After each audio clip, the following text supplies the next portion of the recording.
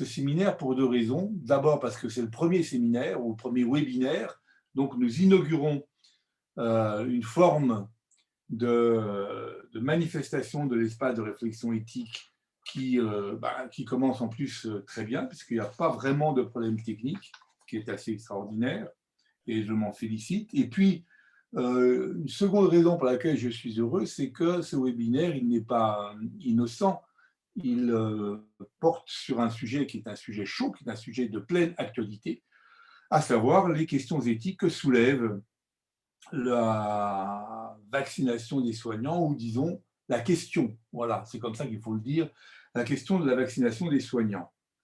Pourquoi question? Eh bien parce qu'on peut partir, je crois, de l'idée, peut-être on en discutera, mais moi il me semble qu'on peut partir de l'idée selon laquelle la vaccination est la solution qui nous permettrait éventuellement, qui nous permettra peut-être, qui nous permettra, j'espère, de sortir de cette pandémie dans laquelle que nous subissons depuis maintenant plus d'un an. Or, on constate un faible taux de vaccination des soignants, alors que les soignants sont au premier rang, donc sont d'une certaine façon les plus menacés, et alors que la protection des patients est l'un des devoirs des personnels de santé. Il y a donc là une situation qui peut apparaître paradoxale, en tout cas étrange, et la question se pose de savoir si les soignants n'ont pas un devoir éthique de se faire vacciner. La question se pose donc de leur responsabilité, responsabilité morale et responsabilité peut-être même également juridique, au point que certains ont envisagé de rendre la vaccination des soignants obligatoire. Pour résumer, parce que je vais m'en tenir là, c'est vraiment pour lancer le débat, pour résumer, nous sommes, comme souvent dans les questions éthiques, confrontés à une sorte de duel entre le choix individuel, la liberté individuelle de se faire vacciner ou de ne pas se faire vacciner, et en regard, eh bien, la nécessité de prendre en compte la sécurité collective qui est justement le but de cette vaccination. Alors, pour traiter cette question, eh bien, nous écouterons successivement quatre intervenants que je vais présenter très vite, dans l'ordre de leurs interventions. Tout d'abord, François Salvadori, qui est maître de conférence en immunologie à l'Université Bourgogne-Franche-Comté sur le site de Dijon et qui est membre du laboratoire Symeos. Pascal Ducournau, ensuite, qui est professeur d'université de sociologie et doyen de l'UFR-SLHS à Besançon, membre du LASA, c'est-à-dire le laboratoire de sociologie de Besançon, et qui est également président du comité d'éthique de la recherche de l'UBFC, de l'Université de Bourgogne-Franche-Comté. À cette première présentation immunologique puis sociologique, eh bien, succédera une intervention de nature juridique grâce à Sophie Monnier, qui est maître de conférence en droit public sur le site de Dijon de l'Université de Bourgogne-Franche-Comté et qui est membre du CREDESPO. Et enfin, la quatrième intervenante est Fatima El Baraka, qui est infirmière diplômée d'État en réanimation médicale au CHU de Dijon.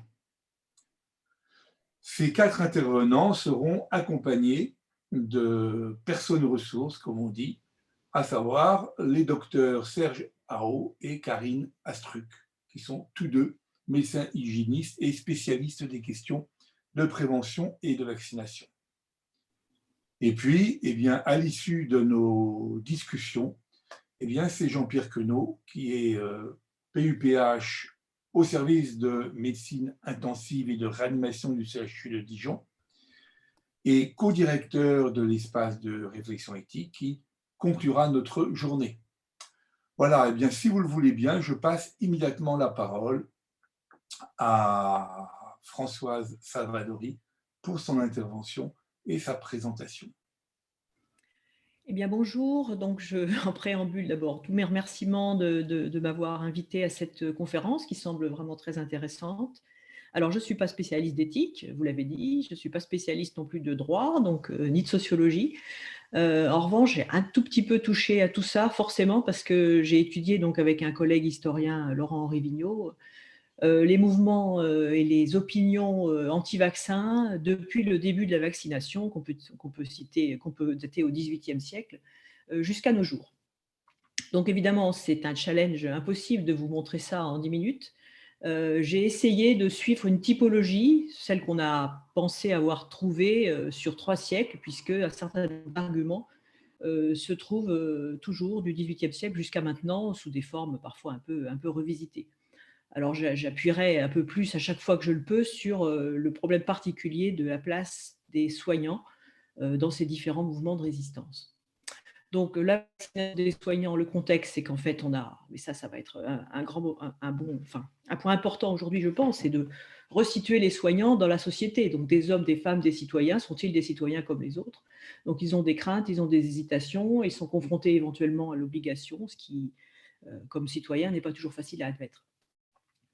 Ce qui est remarquable, c'est que la méfiance est plus forte quand la qualification est moindre et quand la place est inférieure, entre guillemets, dans la hiérarchie médicale, et à se demander ce qui l'emporte, si c'est justement cette moindre qualification ou si c'est la place ressentie comme inférieure dans la hiérarchie médicale. Donc, je ne pense pas que ce soit la moindre qualification, parce que l'adhésion au rejet au vaccin n'est pas une histoire de connaissances. Le niveau académique n'est pas facilement corrélable au phénomène. Entre guillemets, il ne suffit pas de savoir comment fonctionne un vaccin pour accepter la vaccination. C'est beaucoup plus compliqué que ça. Et puis, il y a évidemment l'ambiguïté de tout ça, donc ça va aussi être, je pense, central dans nos débats, c'est-à-dire, faut-il leur demander de montrer l'exemple? Faut-il finalement les obliger parfois à se trouver dans une situation très inconfortable, de soi-même ne pas trop avoir confiance dans la vaccination, mais de devoir quand même piquer des gens? Il y a aussi quand même l'idée qui n'est pas souvent rappelée, mais c'est qu'actuellement les infirmiers, en particulier les médecins, je pense, mais les infirmiers à coup sûr, sont obligatoirement soumis à à 3 vaccins ou quelques vaccins que je considère, moi, comme immunologiste, comme égoïstes, c'est-à-dire qui protègent la personne sans avoir vraiment de rôle de protection vis-à-vis de l'entourage. Et là, en fait, par rapport à Covid, on leur demande plutôt de penser à un geste de protection des soignés, donc d'altruisme, hein, par rapport aux infections nosocomiales, et aussi parce que ça a été dit quelquefois, c'est un risque d'absentéisme aussi s'ils sont malades, même sans être fortement malades, ils risquent d'être longtemps absents. Et aussi, c'est ressenti comme un effort de plus pour une profession qui est évidemment très, très exposée depuis 1 an, à qui on demande déjà beaucoup. Et peut-être que le fait de refuser la vaccination, c'est une façon de dire que là, ça suffit et qu'on n'en peut plus. Alors, pour faire vite, donc, de la variole à la Covid-19, le fil rouge des oppositions qu'on trouve dans la société en général, et donc auxquelles forcément les infirmiers, médecins, tout personnel soignant n'est pas imperméable, se trouve de 4 types, je dirais, de nature religieuse, de nature autour de la nature, l'idée qu'on se fait de la nature, des conceptions particulières autour de la science, qu'on pourrait appeler soit de la malscience, soit de la pseudoscience, soit une opposition à la science, à certaines sciences, et puis tout ce qui est de nature politique, donc tout ce qui fait que le citoyen peut se trouver en mauvaise, enfin se trouver en opposition à l'État, ou en critique assez forte des laboratoires. Donc c'est tout ce qui est débat autour de la liberté individuelle par rapport à la santé collective, et aussi par rapport au profit de l'industrie pharmaceutique, un point qui est très, très présent actuellement. Et puis tout ce qui est l'oscillation entre la recommandation et l'obligation. Tout ce qu'on met dans le mouvement dit anti-vax, évidemment, doit toujours se voir en termes de quantitatif, c'est-à-dire qu'il y a des craintes légitimes et des rejets globaux, il y a des soupçons et il y a le complot. Et évidemment, on ne peut pas mettre tout ça dans le même sac. Malheureusement, c'est rapide, parfois rapidement mis dans le même sac, si je puis dire. Ces images que vous connaissez tous, des images chocs de la communication anti-vax contemporaine, avec toujours ces termes de liberté individuelle, de nature, de big pharma, de complot, etc. Hier, on parlait d'attentats contre Dieu et la providence, c'est-à-dire un des premiers arguments contre les vaccins, c'était l'argument providentialiste. Dieu est seul maître de notre destin, qui sommes-nous pour pouvoir s'y opposer? Et en fait, ce n'était pas un argument toujours partagé, puisque un certain nombre de chrétiens disaient aussi que Dieu avait nous donné la raison pour déchiffrer le monde, et donc pourquoi ne pas l'utiliser pour se préserver en vie, la vie étant aussi un don de Dieu. Donc en fait, il ne faut pas penser que les chrétiens, en l'occurrence à l'époque, étaient tous hostiles à la vaccination, loin de là. Donc en fait, le débat s'est petit à petit déplacé de la théologie, où vraiment on n'avait pas réellement de position théologique là-dessus, vers la morale, c'est-à-dire que l'inoculateur du XVIIIe siècle était souvent vu comme quelqu'un de vénal ou de courtisan, ou vers la nature. Et là, on rejoint des oppositions qui existent évidemment toujours, et évidemment citer Rousseau qui avait sans doute plutôt un avis très défavorable, contrairement à Voltaire, sur le vaccin. Alors aujourd'hui, ce sont des oppositions qui sont très limitées, mais qui sont puissantes et qui peuvent être l'origine de ce qu'on appelle des patients zéro dans des petites communautés religieuses ou sectaires. Donc, bon, voilà, on cite assez souvent les talibans, puisque en fait, c'est la dernière zone du globe où il y a de la poliomyélite, et il y a beaucoup de résistance à la vaccination, et il y a malheureusement des vaccinateurs qui ont été tués parce qu'ils vaccinaient. Bon, il y a aussi en France quelques communautés très, très, très religieuses chrétiennes qui ont été à l'origine de maladies de rougeole en zéro, de patients zéro rougeole. Et puis actuellement, je dirais qu'il ne faut pas passer sous silence le problème des sectes, que j'appelle les sectes bien-être, par exemple celle de Casas Novas, qui est actuellement dans le collimateur, heureusement, de la Miviludes. Donc en fait, il y a toujours ce glissement vers la morale, avec souvent le problème des infections sexuellement transmissibles. Donc peut-être qu'une partie, pas trop en France, mais dans certains pays, une partie de l'opposition au vaccin papillomavirus est de ce type-là. Il y a aussi, et ça ressurgit le mois dernier, l'utilisation de produits, de cellules humaines en l'occurrence, pour fabriquer des vaccins, parce qu'en effet, pour produire des virus, on a besoin de cellules humaines, et donc on utilise des cellules fétales humaines, et donc c'est très très mal vu par certaines communautés religieuses. Alors, qu'est-ce qu'on peut faire? Bon, je vais passer vite parce que je ne suis pas là pour donner des leçons, mais si vous voulez, on pourra plutôt débattre de ça, et protéger les autres, puisqu'on ne va pas pouvoir empêcher les gens de croire, et surveiller les sectes. Et déconnecter de la sexualité aussi, ça je pense que c'est très important, mais même si ça ne concerne pas le Covid ici. Alors hier, on voyait la bonne dame nature et il ne fallait pas s'y opposer, donc ça, ce sont des citations assez emblématiques de ça, hein, ne pas sacrer, ne pas souiller le sang sacré de Dieu, ne pas s'opposer à la sélection naturelle non plus, ça a été assez souvent un argument au 19e siècle et 20e siècle. Voire, et ça c'était des médecins qui le disaient, le docteur Verdet de Lille par exemple, la variole était plutôt une très très bonne maladie, et s'y opposer était finalement prendre beaucoup de risques vis-à-vis d'autres maladies qui allaient apparaître. Les déclinaisons contemporaines de tout ça, eh bien, c'est la tendance aux médecines holistes, ce qu'on appelle les médecines holistes, c'est-à-dire les médecines de terrain, homéopathie, naturopathie, ostéopathie, etc. L'immunité naturelle vis-à-vis du virus lui-même, qui est souvent vu comme meilleure, plus intelligente, plus efficace que le reste, avec cette série bien connue américaine de dessins animés qui met en avant une pox party. Donc faites une petite anniversaire avec un gamin qui a la varicelle, et puis comme ça, vous allez les vacciner, entre guillemets, tous, en leur donnant la varicelle. Bon, évidemment, on prend le risque de la varicelle, qui est quand même toujours plus dangereux que le vaccin.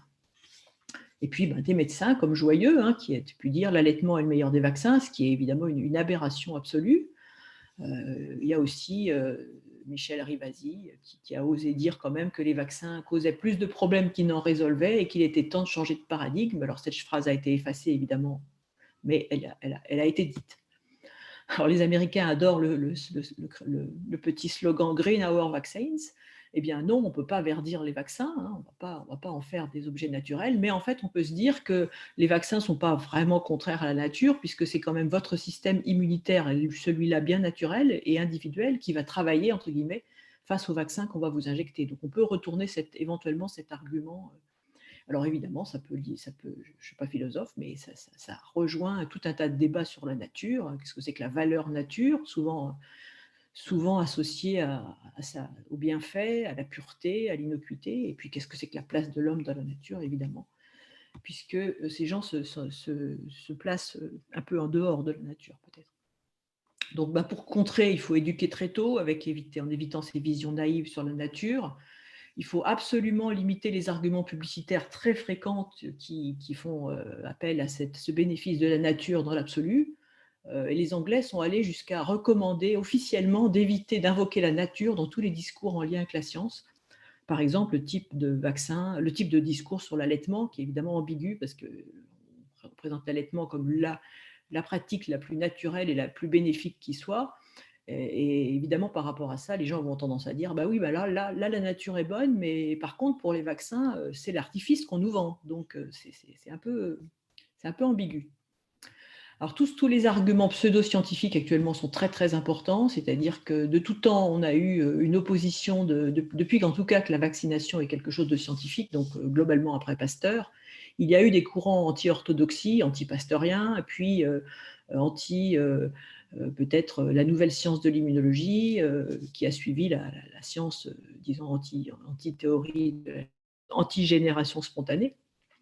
Et en fait, des gens, et vous voyez très bien à qui je fais référence cette année, hein, des médecins, je dirais, anti-orthodoxes, qui se présentent en tout cas comme anti-orthodoxes, et qui mettent en avant soit leur liberté de prescrire, soit leur pratique personnelle meilleure que les autres, etc. Et qui, d'une certaine façon, se mettent en porte-à-faux et en opposition par rapport au système médical officiel.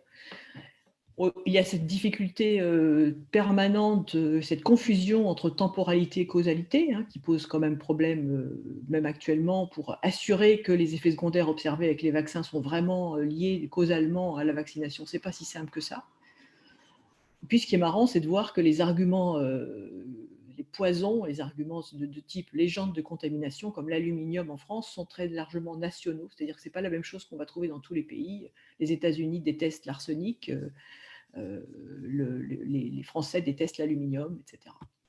Donc les pistes, bon là c'est évidemment une information du public, mais j'insiste en disant que ce n'est pas forcément une éducation scientifique, c'est-à-dire qu'on n'a pas besoin d'aller dans tous les détails de la vaccination pour convaincre. C'est plutôt une éducation critique sur qu'est-ce que c'est que la science, qu'est-ce que c'est que la nature, qu'est-ce que c'est qu'une relation causale, une relation temporelle, etc. Donc des choses assez basiques finalement, mais qui sont largement oubliées. Il ne faut pas tolérer les dérives des professionnels, je pense, parce qu'on en a observé malheureusement beaucoup, hein, qui utilisent leur casquette politique ou leur casquette ou leur position particulière dans la hiérarchie médicale ou dans le système médical en général pour dériver largement. Donner des communications honnêtes et mesurées, bon, ça c'est tout le débat. Et puis, je termine avec les aspects politiques, moi et les autres, plutôt que les autres et moi. C'est-à-dire, le débat fondateur était celui de Bernoulli, le mathématicien, contre d'Alembert. Bernoulli raisonnait avec des tables représentées ici, qui nous montraient qu'on gagnait tant d'années de vie en vaccinant. Et d'Alembert, lui, pensait plutôt à l'individu en disant que finalement, ce n'était pas si simple pour un père de peut-être provoquer la mort de son fils en acceptant la vaccination, alors que, parce que la variolisation à l'époque, la pratique était quand même très dangereuse, alors que si le sort tuait l'enfant, enfin si le sort sous la forme de la variole allait tuer son enfant, évidemment la culpabilité serait totalement différente. Donc en fait, il s'agissait de remettre un petit peu l'individu en avant, même si d'Alembert n'était pas contre la vaccination, mais il insistait sur l'individu, alors que Bernoulli ne parlait que de population. Donc c'est le débat éternel sur la vaccination. À chaque fois que la maladie est en diminution, bien sûr, c'est le risque du vaccin qui est surévalué et on ne voit plus que ça, à la limite. Et puis, il y a aussi l'idée que la vaccination, enfin plutôt la maladie, c'est toujours chez les autres, que moi-même, je n'ai pas de facteur de risque, moi-même, je suis jeune. Alors, évidemment, ça se comprend aussi par rapport à un principe de réalité. Quand les gens vont voyager, on leur demande un passeport vaccinal, entre guillemets, qui existe déjà, par exemple, pour la fièvre jaune, et en général, ça ne pose aucun problème. Ils vont se précipiter dans le centre de vaccination pour pouvoir aller en voyage, de la même façon qu'ils font leur passeport, ils vont faire leur passeport santé. Et là, c'est vrai que dès qu'on a parlé de passeport santé pour Covid, ça a été très, très mal ressenti. Donc, c'est un peu étonnant. Les gens ont un peu tendance aussi actuellement à vouloir quelque chose d'individuel. Donc, chacun son vaccin, chacun son calendrier. Donc, peut-être un certain refus de la vaccination de masse. Même si on peut penser que le refus, enfin la faible fréquentation des gymnases en 2009 par rapport à la vaccination H1N1 est quand même beaucoup plus due à l'absence de peur de cette maladie qui s'est avérée très peu dangereuse, plutôt que le refus de la vaccination de masse. Bon, peut-être. Mais enfin, il y a l'idée vaccination de masse, vaccination de troupeau, vaccination militaire, vaccination à la chaîne à l'école, pas forcément très très bien vue. À un moment où il y a une forte demande de médecine individualisée, comme on le voit dans le désir de consultation homéopathique qui met vraiment en avant l'individu par rapport à une maladie. Plutôt, c'est un malade plutôt qu'une maladie. Le désir de se faire séquencer son ADN pour montrer qu'on est bien à la fois dans une filiation, mais aussi qu'on est bien unique. Et puis aux États-Unis, il y a un pédiatre qui a eu un succès fou en faisant ce bouquin qui s'appelle The Vaccine Book, où il propose un calendrier individualisé pour chaque enfant. Et puis, ben voilà, les vaccins, le complot, hein, on a commencé avec Pasteur, qui était appelé le chimiste financier, l'Institut Pasteur, l'usine de virus rabiques, etc. Ensuite, le complot colonial, avec l'idée que le vaccin allait stériliser les colonisés, qui certes souvent été vaccinés de façon très peu... comment dire, on n'a pas pris beaucoup de précautions, ni beaucoup d'explications, mais enfin, ça a été un moment très pénible pour les colonisés et ça a laissé des traces. Ces soupçons de stérilisation sont toujours d'actualité dans certains pays d'Afrique en particulier. Bon, le complot global, maintenant, on l'a vu cette année, on est passé donc d'un soupçon à un complot absolument global où finalement la cible, c'est plus pas seulement le vaccin, mais c'est l'OMS, c'est Big Pharma et c'est Bill Gates qui représentent tout ça à la fois. Donc, on est passé d'un soupçon par rapport à quelques vaccins à un complot global qui englobe la vaccination. Et ça pose problème parce que justement sur Internet, on va avoir une porosité entre les sites qui vont attirer les complotistes et les sites qui sont simplement consultés par les gens qui se renseignent sur un vaccin. Donc cette porosité entre différents milieux et différentes bulles Internet va expliquer sans doute que ça prend de l'ampleur par Internet. Alors, le cas français, c'est un cas particulier puisqu'il semblerait que nous serions parmi les champions du monde de la méfiance. Alors, sauf qu'on peut évidemment argumenter que ces sondages ne sont pas forcément les meilleurs qui existent. Quand on pose la question à quelqu'un, est-ce que vous avez peur des vaccins? Bon, est-ce que c'est la meilleure façon de voir si vraiment il se fera vacciner ou pas? Je ne sais pas. Ce qui est quand même paradoxal, c'est qu'on est aussi des champions de la consommation de médicaments. Donc, il y a sans doute une méfiance particulière vis-à-vis des vaccins qui n'est pas si facile que ça à comprendre. En tout cas, elle est sans doute liée à une énorme perte de confiance en France des autorités sanitaires, mais aussi des autorités politiques en général, puisque les sondages, mais ça le collègue sociologue le dira mieux que moi, hein, quand on demande à quelqu'un s'il est contre les vaccins, il a plutôt tendance à dire qu'il est contre Macron ou qu'il est contre l'Europe ou qu'il est contre Big Pharma. Voilà. Donc c'est une façon de s'exprimer sur un sujet un petit peu à côté de la plaque. Et donc renforcer bien sûr la confiance envers les institutions, ce qui n'est pas une mince affaire. J'avais deux questions qui m'avaient été posées, donc je ne sais pas si vous souhaitez que j'y réponde un peu maintenant ou si on y répondra plus tard. Donc deux mots seulement, les effets de l'anti-vaccination sur la santé publique. En fait, ils sont difficiles à mesurer en termes de chiffres, car il y a beaucoup d'obligations vaccinales en France. Donc pour les vaccins non obligatoires, ce qu'on peut voir, c'est que la couverture est faible. Ici, c'est le vaccin papillomavirus. La France, avec la Pologne et la Roumanie, sont les pays les moins bien vaccinés en Europe. Voilà, donc oui, ça c'est quand même une réalité. Alors c'est face à cette opposition et face à ces craintes qui sont bien connues des politiques que les obligations ont été renforcées en 2018. Alors évidemment, on ne peut que se féliciter puisque ça a augmenté la couverture vaccinale, mais je ne suis pas sûre que ça ait augmenté la confiance. En tout cas, ce problème de confiance et ce problème de méfiance vaccinale, puisque c'est le terme qu'utilise l'OMS maintenant, c'est un sujet qui préoccupe largement et en particulier l'OMS. Est-ce que les politiques de santé répondent efficacement aux discours anti-vaccinaux? Elles tentent d'y répondre, je dirais, sans savoir quel discours ni posture adopter. C'est-à-dire qu'ils ont essayé de répondre par l'obligation. Alors ça marche, entre guillemets, puisque ça augmente la couverture, mais pas sûr que ça restaure la confiance. Et moi, je me demande toujours comment on va sortir de cette obligation, parce que pour moi, ce n'est pas une fin en soi. Et je ne vois pas du tout comment on peut en sortir. Puisque dès qu'on propose d'en sortir, forcément, les anti-vaccins vont dire oui, mais qu'est-ce qui se passe? Ils font marche arrière, donc ça veut bien dire qu'il y avait bien des risques, etc. Ils ne veulent pas payer les risques. C'est très, très difficile d'en sortir. Ou alors, les autorités ont tenté d'en sortir, et on le voit bien actuellement, en adoptant des discours que je considère comme trop mesurés, excessivement prudents, surtout pas trop d'enthousiasme, parce qu'on risquait de heurter encore plus les anti-vaccins. Et donc, oui, il faut être persuadé qu'on ne peut pas répondre aux discours complotistes militants, mais qu'il faut quand même continuer à rassurer les craintes légitimes et qui sont quand même majoritaires dans ce qu'on a appelé le mouvement anti-vaccin. C'est quand même surtout des craintes légitimes et un peu d'anti-vax, peut-être 10-15%, qui sont réellement rebelles à tout discours. Et donc, je termine en disant que malheureusement, face à cette porosité assez nette via Internet entre les militants et les simples méfiants, la seule chose à espérer, c'est de ramener une confiance globale dans les autorités politiques en général dans notre pays. Voilà, je vous remercie. Merci beaucoup. Je demande à Aurélie et Anaïs si elles ont déjà des questions de la part du public, en quelque sorte, de nos auditeurs. Alors non, pour le moment, on n'a pas eu encore de questions, mais n'hésitez pas, justement, ça nous fait l'occasion de vous dire, n'hésitez pas à poser vos questions sur le chat. Je vais en profiter, Thierry. Je remercie Madame Salvadori cette très belle présentation, très mesurée, posée. C'est effectivement, dans ce climat de perte de confiance, c'est très, très important. Il y a deux choses, moi, qui m'interpellent, en tout cas dans ce que vous dites, qui m'intéressent aussi, cette éducation critique, c'est-à-dire qu'on voit bien que les réseaux sociaux ont bouleversé les choses. Et cette acculturation ou cette absence de culture que peut avoir la société de manière générale par rapport à ce qui est diffusé par les réseaux sociaux, et en particulier les soignants.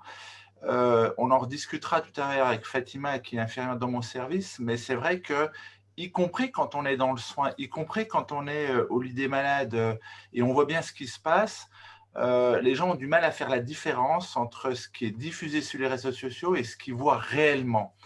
Et cette notion d'éducation critique m'interpelle parce que c'est vrai qu'on a l'habitude d'apprendre dans le champ de la santé un tas d'informations, un tas de choses.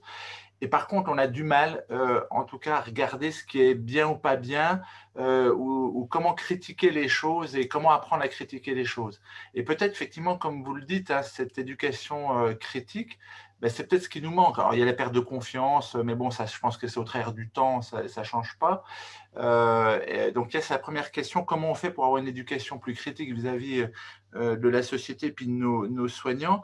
Et puis, est-ce qu'on a identifié, alors sans doute, hein, mais moi, je n'ai pas regardé, les caractéristiques sociodémographiques, d'âge, de culture des antivax? Est-ce qu'on a des données dessus?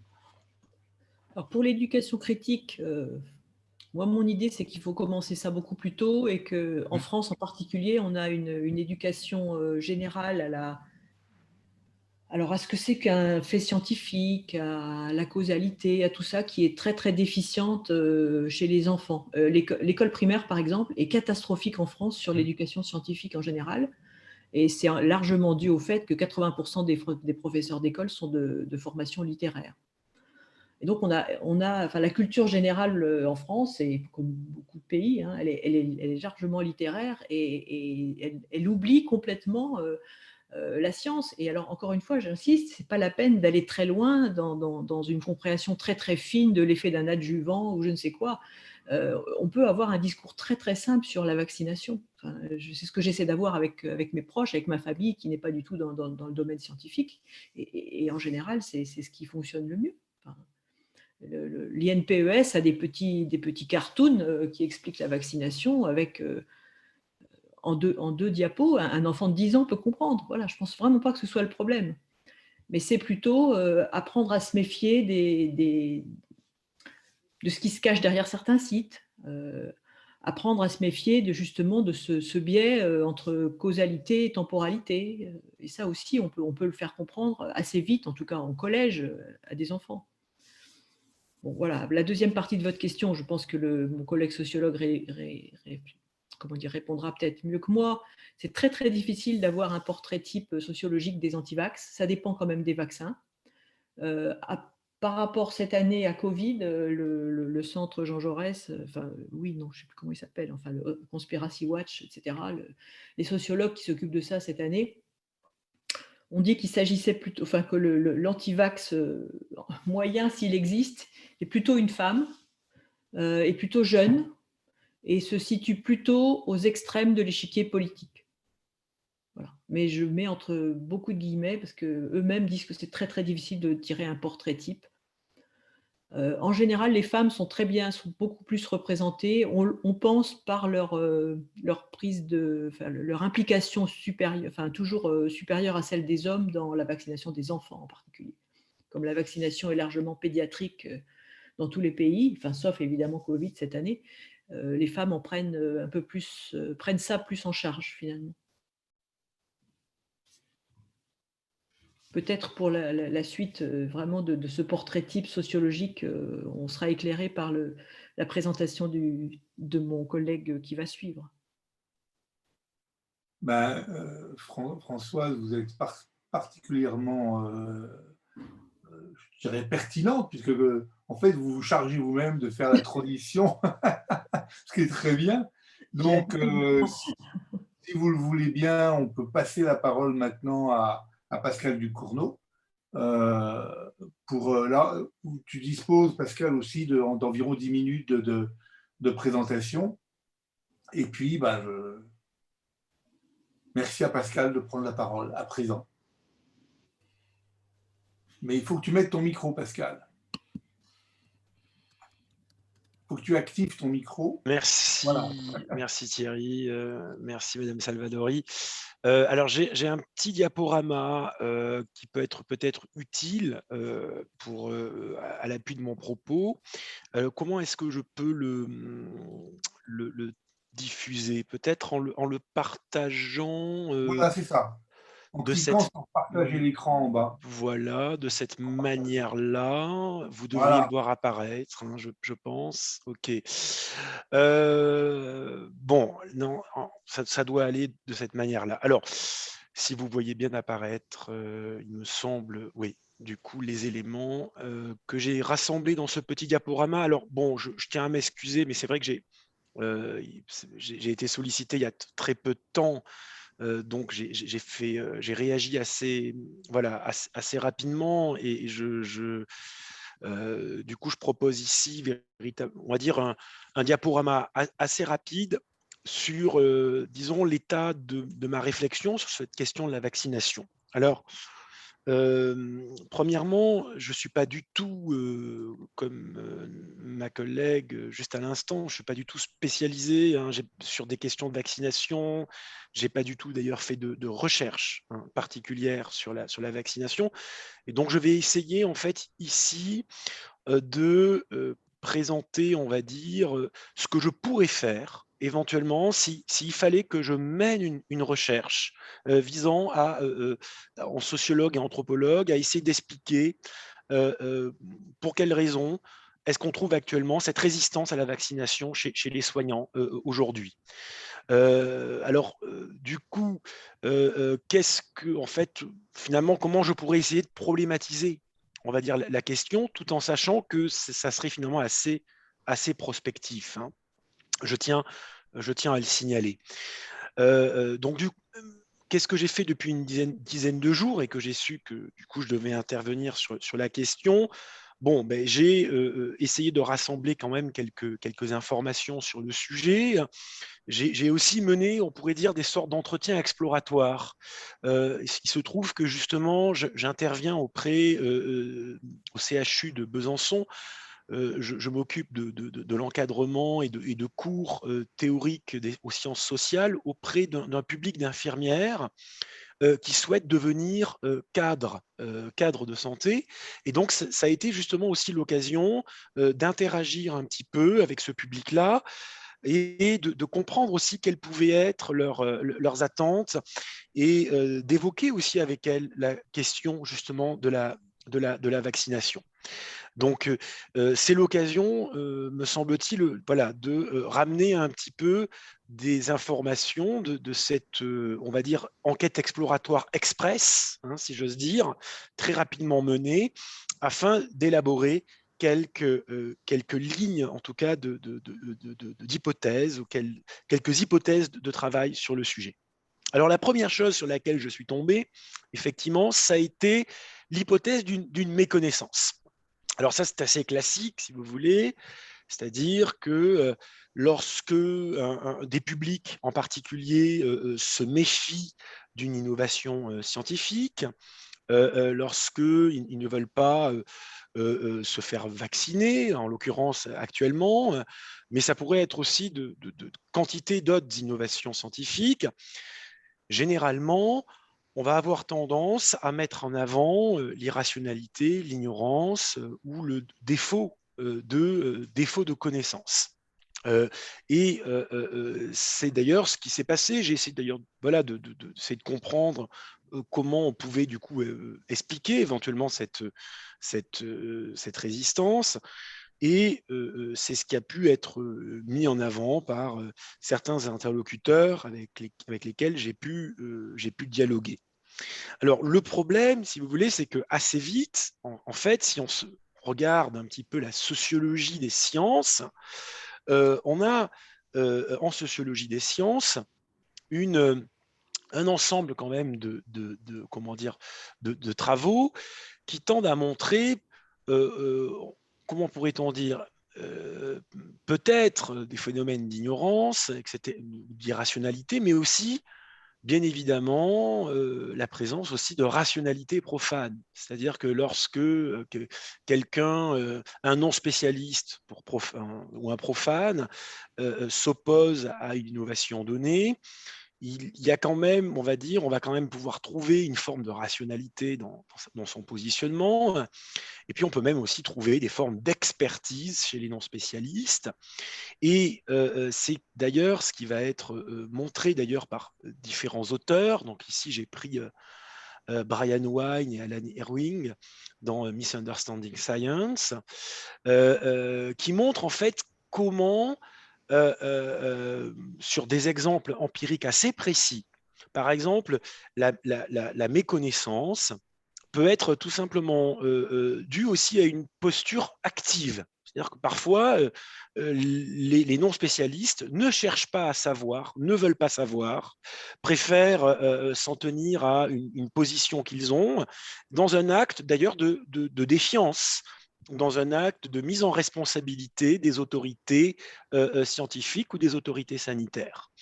Donc là, cette question finalement déjà de la méconnaissance, de l'irrationalité, il faut pas simplement la voir comme quelque chose qui ferait défaut et que l'on pourrait vaincre en faisant plus d'éducation, par exemple.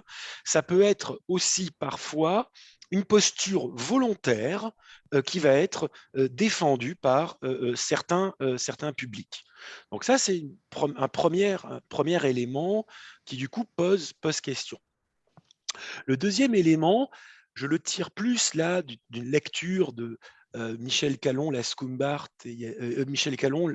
Pierre Lascoum et Yannick Barthes, qui ont fait un essai au début des années 2000, qui a depuis été réédité, Agir dans un monde incertain, qui, eux, on va dire, montrent véritablement que la science gagnerait justement gagnerait à prendre en compte les avis des non-spécialistes. Donc là, c'est vraiment l'idée de montrer que les non-spécialistes, les profanes, sont susceptibles, en fait, par une expérience directe, avec des problèmes qu'ils peuvent eux-mêmes avoir expérimentés, même dans leur chair. Donc, prenons l'exemple, par exemple, des patients, des associations de patients, qui vont du coup être dépositaires finalement d'une expérience particulière, et que finalement, on aurait tout intérêt à travailler dans le cadre de co-construction avec ces non-spécialistes, afin même de faire progresser en tant que telles les connaissances scientifiques. Voilà. Donc, on a là un ensemble de travaux qui, si vous voulez, invitent plutôt à, comment dire, bon, à se dire que l'hypothèse du coup d'une méconnaissance ou d'une irrationalité des profanes n'est peut-être pas la meilleure, si vous voulez, des hypothèses à poursuivre si on cherche à essayer de construire, du coup, on va dire, l'explication la meilleure possible face à cette résistance à la vaccination. D'où, si vous voulez, une deuxième hypothèse sur laquelle je me suis arrêté, qui serait plus de traiter la résistance à la vaccination, non pas comme un problème, on va dire, de méconnaissance ou d'irrationalité, mais plus comme un problème organisationnel. Alors, ça a été problème organisationnel.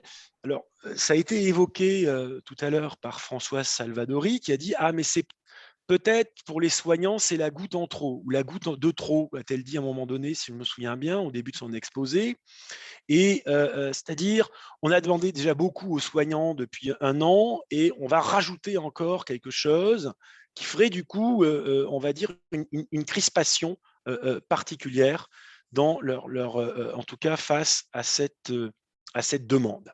Alors, sur quels ouvrages du coup je pourrais m'appuyer s'il fallait que je problématise quelque chose autour d'un problème organisationnel?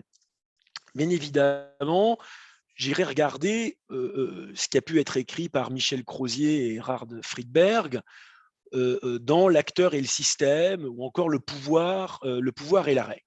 Alors, globalement, c'est une théorie, si vous voulez, du phénomène des organisations en général, qui s'intéresse à tout type d'organisation, que ce soit l'hôpital, mais ça peut être aussi un travail en usine, un travail à l'université, quel que soit finalement le lieu dans lequel va se produire un travail collectif engageant plusieurs personnes. Et très généralement, en fait, dans cette théorie de l'action organisée, on part, si vous voulez, de l'idée que chaque acteur cherche en fait à défendre son autonomie, ses marges de manœuvre. Et que ça, c'est cette volonté de défendre, de négocier, d'accroître ses marges de manœuvre, et finalement est inhérent à finalement n'importe quel type d'organisation. Et que lorsqu'une organisation ne parvient pas justement à accorder suffisamment de marge de manœuvre aux individus, eh bien, on va se retrouver face à des problèmes assez récurrents et universels qui vont être du type des personnels qui vont se mettre à arriver en retard, voire des personnels qui vont se faire porter pâle, qui vont se déclarer comme étant malades, voire même dans le cas où finalement le travail ne permet plus aucune autonomie, on a des personnels qui ne trouvent plus de sens à ce qu'ils font. Et bon, du coup, ils vont finir par démissionner, par partir. Donc, dans ce cas-là, c'est l'exit. C'est-à-dire qu'on n'est plus du tout loyal à l'organisation et on choisit la sortie, le fait de partir. Dans les cas les plus extrêmes, on peut aussi avoir des problèmes de mal-être au travail extrêmement importants qui vont carrément même générer véritablement des problèmes de santé au travail. Donc ça, c'est un petit peu le cadre général disons, qui m'inviterait, si vous voulez, à traiter cette question de la résistance à la vaccination, plutôt, on va dire, comme précisément un élément qui viendrait prendre place dans l'organisation même du système de santé et l'organisation même du travail hospitalier. Alors, pour compléter cette approche-là, j'ai récemment fait acheter Pandémo, je le mets ici, Pandémo politique, qui a été rédigé par Jean-Paul Godilière, qui est un historien de la médecine, Caroline Isambert et Pierre-André Juvin, qui sont des collègues sociologues, et qui, en fait, s'intéressent précisément, ça a été publié à la découverte, hein, Réinventer la santé en commun, pandémopolitique, s'intéresse finalement aux réactions finalement des soignants au travers, dans une remise en contextualisation, hein, qu'ils font vis-à-vis de ce qu'ils appellent le New Public Management, qu'ils définissent comme une extension radicale du domaine de la gestion par la performance qui aurait été appliquée justement à l'hôpital depuis une vingtaine d'années. On peut trouver du coup dans la lecture de cet ouvrage effectivement certaines indications qui permettent de montrer que précisément la marge de manœuvre dont peuvent disposer les acteurs dans le système hospitalier tend justement à se réduire sous, on va dire, l'impératif de performance, notamment de performance budgétaire. Enfin, dernier élément, c'est auquel d'ailleurs j'ai été très confronté lors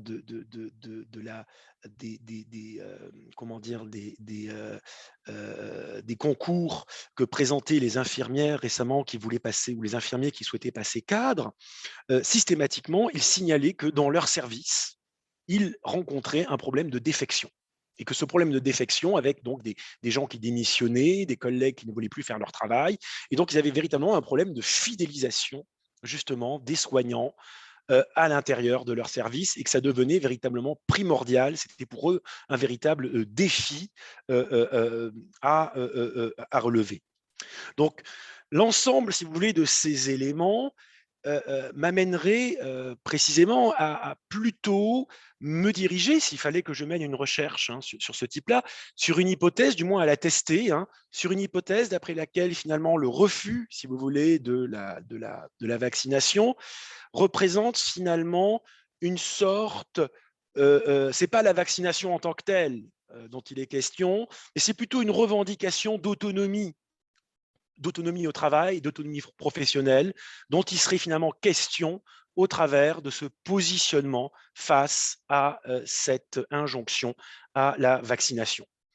Voilà en tout cas l'état de mes réflexions ce soir, et je n'ai pas eu le temps de poursuivre plus avant, mais en tout cas, voilà, je propose à la discussion ces quelques pistes. Je vous remercie.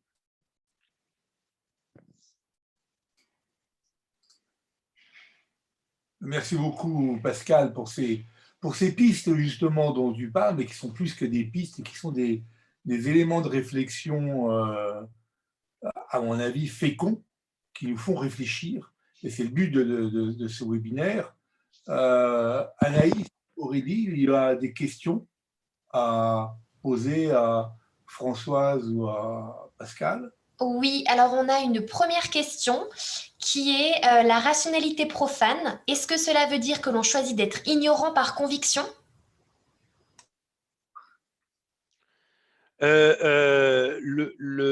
Oui, alors c'est une bonne question. En tout cas, si vous voulez, il peut y avoir, en tout cas, c'est l'idée que la rationalité est multiple. Voilà, il n'existe pas forcément une seule et même rationalité.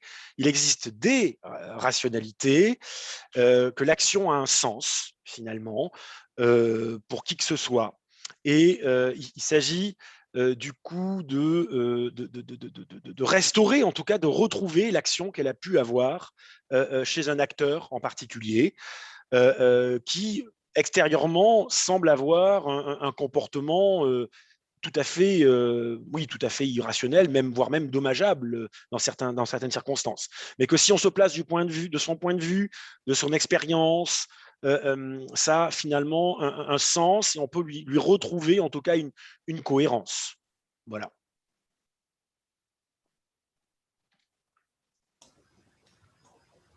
Merci.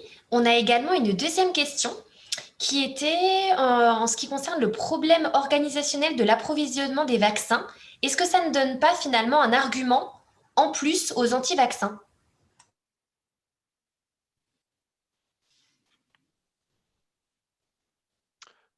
je sais pas à qui à qui la question s'adresse, je sais pas. Peut-être à Madame Salvadori. Oui, peut-être Madame Salvadori a partiellement répondu, mais je pense que la question intéresse le plus grand nombre. Je vous laisse répondre. Écoutez, oui, je pense que clairement, ça n'apporte pas, ça ne peut pas être un élément de confiance rétablie vis-à-vis de l'autorité politique, puisque ça donne une impression de cafouillage. Comme un certain nombre de discours depuis le début de cette crise, hein, tout ce qui est contradictoire, évidemment, est dommageable. Donc, il y a eu le problème des masques, il y a eu les discours très, très changeants là-dessus. Sur la vaccination, à mon avis, le début a été très, très chaotique, parce qu'on sentait bien que aussi bien M. Fischer qu'Olivier Véran étaient souvent parlaient sous l'ombre de cette méfiance française, très très bien connue. Et donc ils ont tellement peur de se heurter de plein fouet aux anti-vaccins qu'ils adoptent, enfin en tout cas M. Fischer, c'est très étonnant, il adoptait la première fois qu'il est arrivé à la télé un ton presque sinistre et très peu enthousiaste, c'est le moins qu'on puisse dire. Et donc le fait d'avoir cette prudence exagérée, je trouve, et maintenant le fait qu'en plus on n'a pas de vaccin et qu'on va faire on manque de vaccins et qu'on va faire des gymnases et des centres énormes de vaccination qui vont peut-être se retrouver vides parce qu'il y a un gros problème d'adhésion actuellement, spécifiquement pour AstraZeneca, ça va être contre-productif parce que ça risque de décourager aussi des gens qui pourtant étaient pour la vaccination. Ça m'inquiète. Voilà, personnellement, ça m'inquiète. Je suis d'accord avec vous. C'est vrai que ce que vous dites, l'absence surtout d'anticipation, l'aspect organisationnel. Nous, on travaille beaucoup maintenant en simulation. On ne dit jamais la première fois chez un patient. On a mis énormément de temps à comprendre qu'effectivement, contrairement à l'aéronautique ou dans d'autres domaines, je pense au service des armées, à anticiper quelque chose qui n'arrivera peut-être pas. Et en fait, on l'a bien vu pendant toutes les pandémies, ça arrive tout le temps. Pourquoi on n'est pas en capacité de le faire? Donc, on a vraiment une position, encore une fois, par rapport aux gens qui sont à l'armée, où ils anticipent énormément de choses, ils préparent les combats, ils préparent énormément de choses, et que nous, on n'a pas cette capacité-là. Et nous, on n'arrive toujours pas à comprendre pourquoi, effectivement, on n'est pas en capacité d'avoir une réserve sanitaire. On débattra probablement dessus tout à l'heure, de former des gens à pouvoir être notamment soignants en réanimation, c'était le problème de ce virus. Et c'est vrai que c'est de l'incompréhension qu'on peut avoir, y compris vis-à-vis du gouvernement. Et on l'a dit il n'y a pas encore longtemps au président de la République, parce qu'il a interpellé quelques réanimateurs, c'est de se dire, je ne comprends pas pourquoi on n'anticipe pas. Et c'est vrai que d'anticiper, de former, de faire, comme on disait tout à l'heure, ça rentre dans notre culture, effectivement, de prévoir quelque chose qui n'arrivera peut-être pas, mais de le prévoir. Et dans d'autres pays, ils le font, on a vu en Asie, et puis effectivement, quand ça arrive, les gens sont déjà organisés pour. Moi, je voulais rebondir sur ce que disait Pascal sur la notion d'autonomie, mais Fatima en parlera certainement. Les soignants, ils sont peu ou pas autonomes, d'ailleurs, ils sont des exécutants ou des exécutantes la plupart du temps. Donc, quand on parle du sens de notre métier, du sens du soin, bien évidemment, c'est quelque chose pour lequel moi, je n'arrive même pas à comprendre le terme, d'ailleurs, mais il y a peu d'autonomisation. Et donc, le fait qu'on demande tout d'un coup aux gens de se faire vacciner, on dit, attendez, maintenant, on peut être autonome vis-à-vis de cette situation-là, de dire peut-être non, ou oui, d'ailleurs, parce que comme la plupart des soignants, on en discutera tout à l'heure, mais se sont quand même fait vacciner in fine, puis je vous expliquerai les raisons, effectivement, de l'acceptabilité, mais je pense que Karine pourra en parler et puis Serge, mais c'est finalement peut-être qu'effectivement ce que tu dis, c'est voilà, peut-être l'absence d'autonomisation dans leur métier, et on le voit au quotidien avec une hiérarchisation sur le plan médical, sur le plan institutionnel qu'on subit tous, bien évidemment, mais on est structuré comme ça. Et la manière effectivement qu'avaient les soignants de refuser, c'est pas tant la vaccination, c'est de dire non, on n'accepte plus ça. Voilà, mais ça aurait pu effectivement être d'autres choses. Et on voit bien que c'est très, très difficile. Là, on le voit avec les heures supplémentaires, le fait de demander un petit peu plus de travail supplémentaire. C'est compliqué. C'est compliqué en se disant non, maintenant on est autonome, on a le choix de ne pas faire et peut-être qu'effectivement, on va faire ça. En sachant, je pense qu'on en discutera tout à l'heure, bien évidemment, ça ira plutôt sur du positif au fil du temps. Mais la première réflexion, et ça c'est embêtant vis-à-vis de la société, que les soignants ne se fassent pas vacciner, ça donne aussi du grain à moudre pour les antivax. les gens, le fait que les soignants qui sont en première ligne ne soient pas vaccinés, disent bah oui, même les soignants ils ne sont pas vaccinés alors qu'ils connaissent ce truc. Donc c'est vrai que ça aurait dû commencer comme ça, mais il y a eu ce cafouillage, comme vous dites, voilà, parce qu'il y a de l'impréparation, enfin bon, et tous les rapports maintenant le montrent, et c'est des choses pour lesquelles nous, on sera quand même, bien évidemment, sujet à intervenir pour faire des propositions, puis pour éclairer peut-être effectivement les politiques qui étaient peut-être un petit peu moins sur le terrain, en tout cas pendant cette pandémie. Peut-être pour Dr Astruc, je vais mettre la vidéo peut-être. Peut-être pour rebondir sur le côté d'impréparation, moi, ce qui m'a interpellée en fait dans le début de cette campagne de vaccination, c'est plutôt l'impréparation de l'information et de la campagne. Je suis assez d'accord avec Madame Savadori sur le fait que vraiment j'ai trouvé que ce démarrage de campagne était dans un sentiment de prudence extrême et que vraiment on a vécu, enfin moi personnellement j'ai vécu ce début de campagne de vaccination comme presque c'est une douleur d'aller se faire vacciner alors qu'on n'a jamais eu autant à gagner.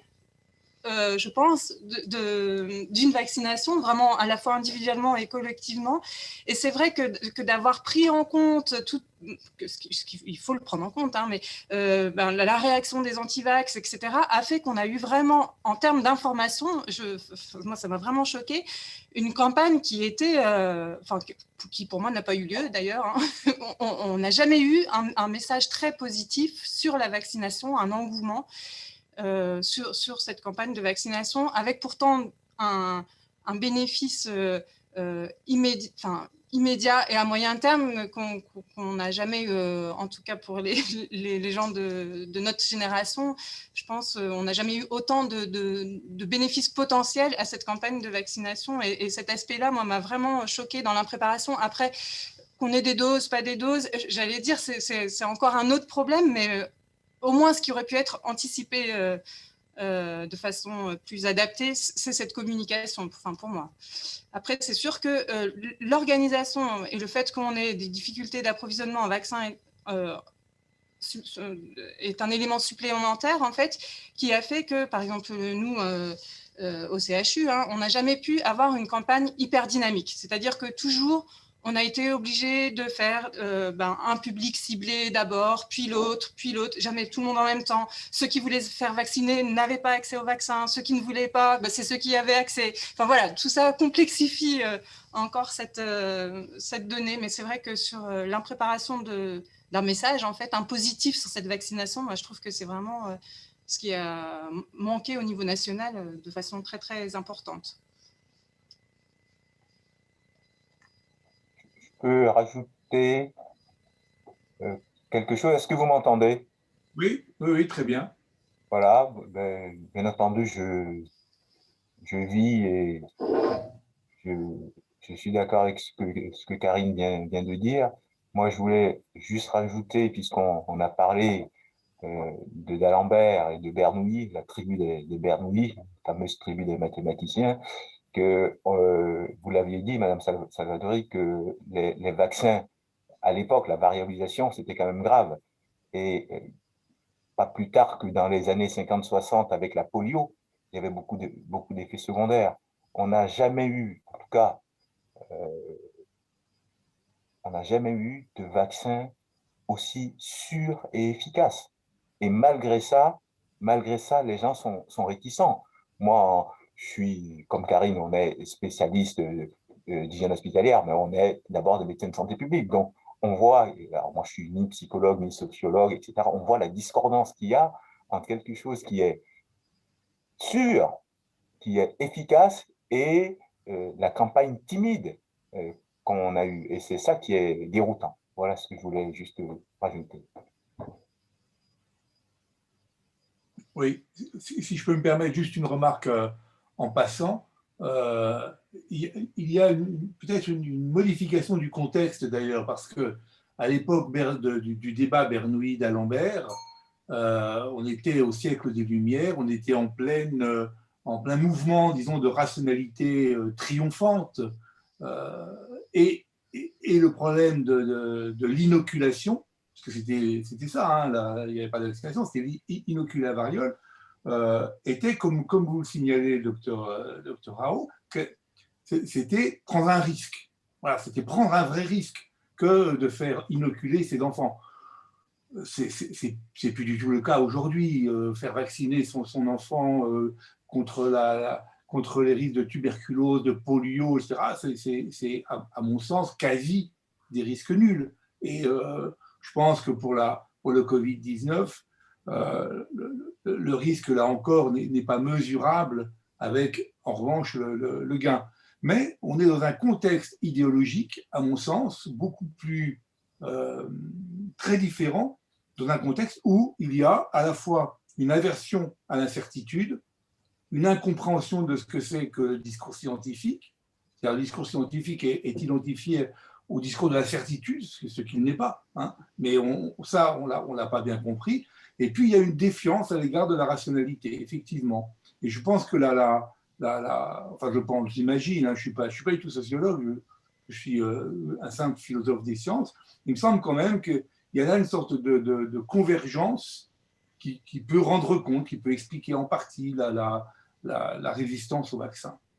Mais on va peut-être, il faut qu'on avance et je souhaite qu'on passe la parole à Sophie Monnier, ce qui ne veut pas dire qu'on en a fini, hein, Sophie Monnier d'un côté et puis Fatima de l'autre vont relancer en fait le débat et la discussion. On ne passe pas à autre chose, hein.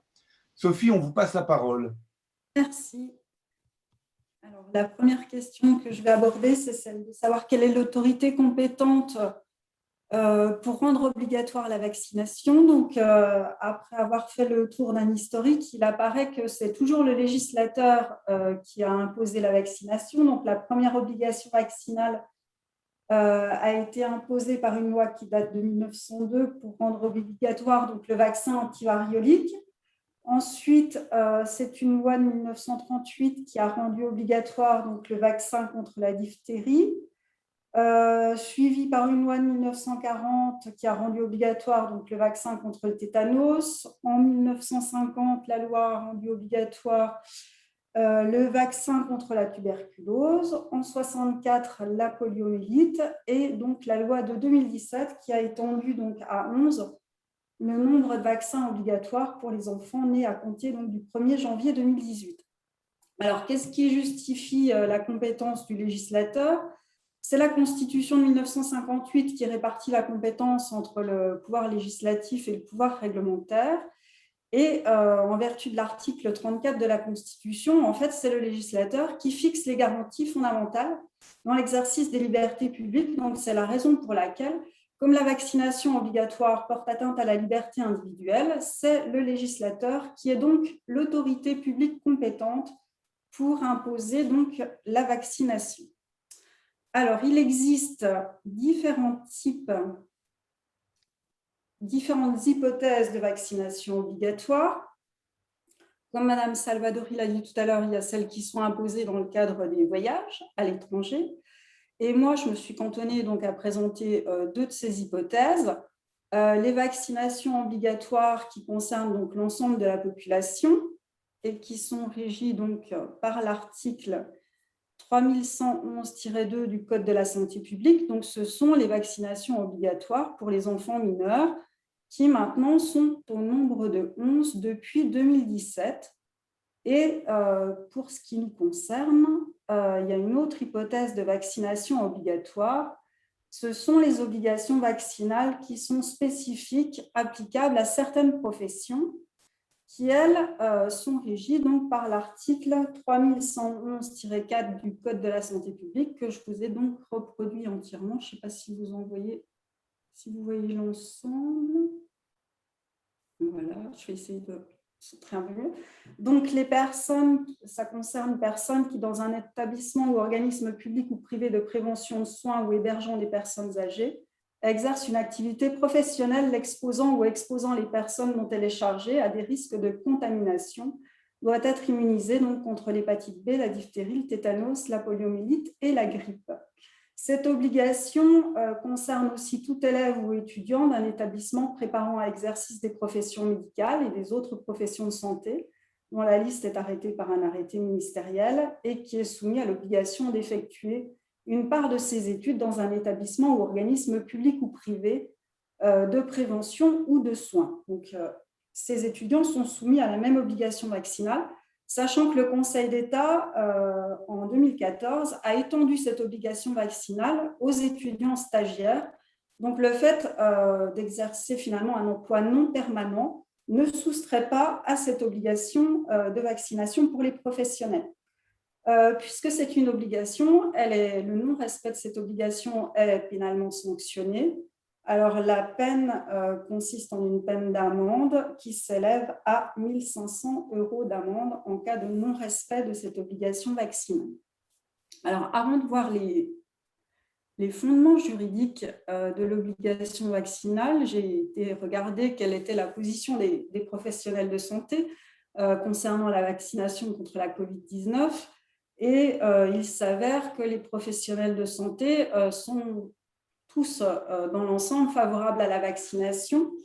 Le premier à s'être prononcé, c'est l'Ordre des médecins, donc, qui, je cite, pour lequel, dans son communiqué du 6 mars 2021, dit que se faire vacciner est par conséquent une exigence éthique qui s'impose à tous, la vaccination diminuant considérablement les chaînes de transmission du virus.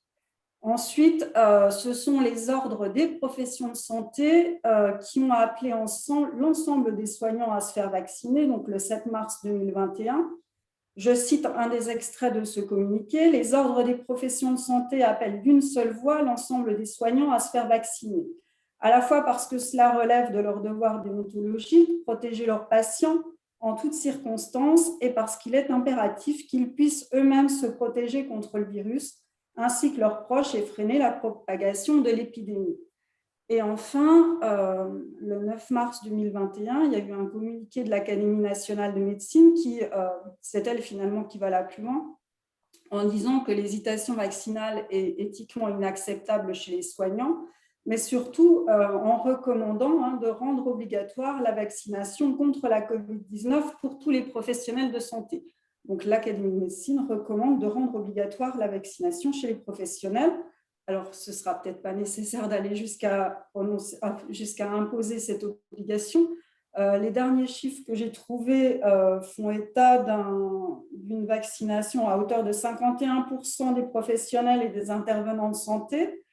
Je pense que les chiffres datent d'à peu près il y a 5 jours, contre un taux qui était à 30% au début du mois de mars. Donc, il y a eu un véritable mouvement d'accélération chez les soignants, en tout cas, et chez le personnel de santé en général, en ce qui concerne donc la vaccination. Pour en finir avec la question de la déontologie, je voulais faire état d'un arrêt du Conseil d'État qui date donc de 2019. Cet arrêt du Conseil d'État valide en fait une sanction disciplinaire qui a été prononcée à l'encontre d'un médecin pour avoir incité en fait à la signature d'une pétition contre une vaccination obligatoire. Cette pétition était intitulée donc Vaccin obligatoire, les Français piégés par la loi et par les laboratoires. Et donc le Conseil d'État estime donc que cette incitation à signer la pétition est contraire donc à un article du Code de déontologie, l'article qui figure dans le Code de la santé publique 4127-13, qui dispose que le médecin participe à une action d'information du public de caractère éducatif et sanitaire. Quel qu'en soit le moyen de diffusion, il ne doit faire état que de données confirmées, faire preuve de prudence et avoir le souci des répercussions de ses propos auprès du public. Donc, c'est sur ce fondement que la sanction disciplinaire a été prononcée. Donc, voilà pour ce qui relève de l'ordre de la déontologie. Maintenant, je voudrais voir les fondements juridiques de l'obligation vaccinale. c'est la tension, en fait, hein, comme vous l'avez déjà dit, comme les précédents intervenants l'ont dit, c'est la tension entre la sécurité d'un côté et la liberté individuelle de l'autre, donc de la liberté individuelle contre les droits de la collectivité.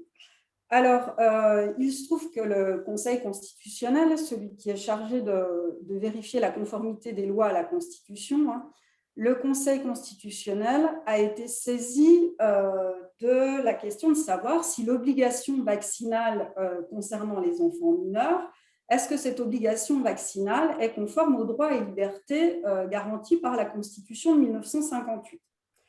Et donc, c'est dans une décision de 2015 que le Conseil constitutionnel a considéré que l'obligation vaccinale est effectivement conforme à la Constitution.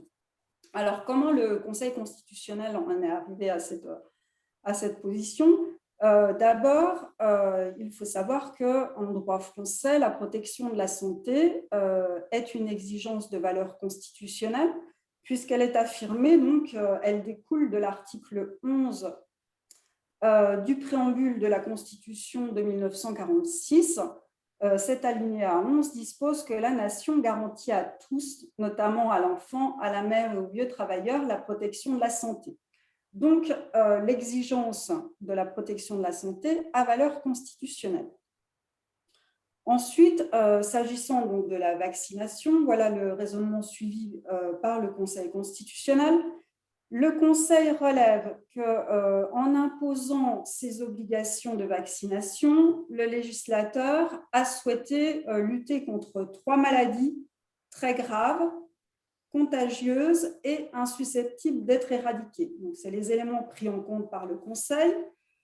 Par ailleurs, le Conseil constitutionnel relève que la politique de vaccination obligatoire est entourée de garanties qui sont prévues par la loi, et parmi, je ne vais pas vous citer toutes ces garanties, mais parmi ces garanties, il y a la possibilité de se soustraire à l'obligation de vaccination en cas de contre-indication médicale reconnue.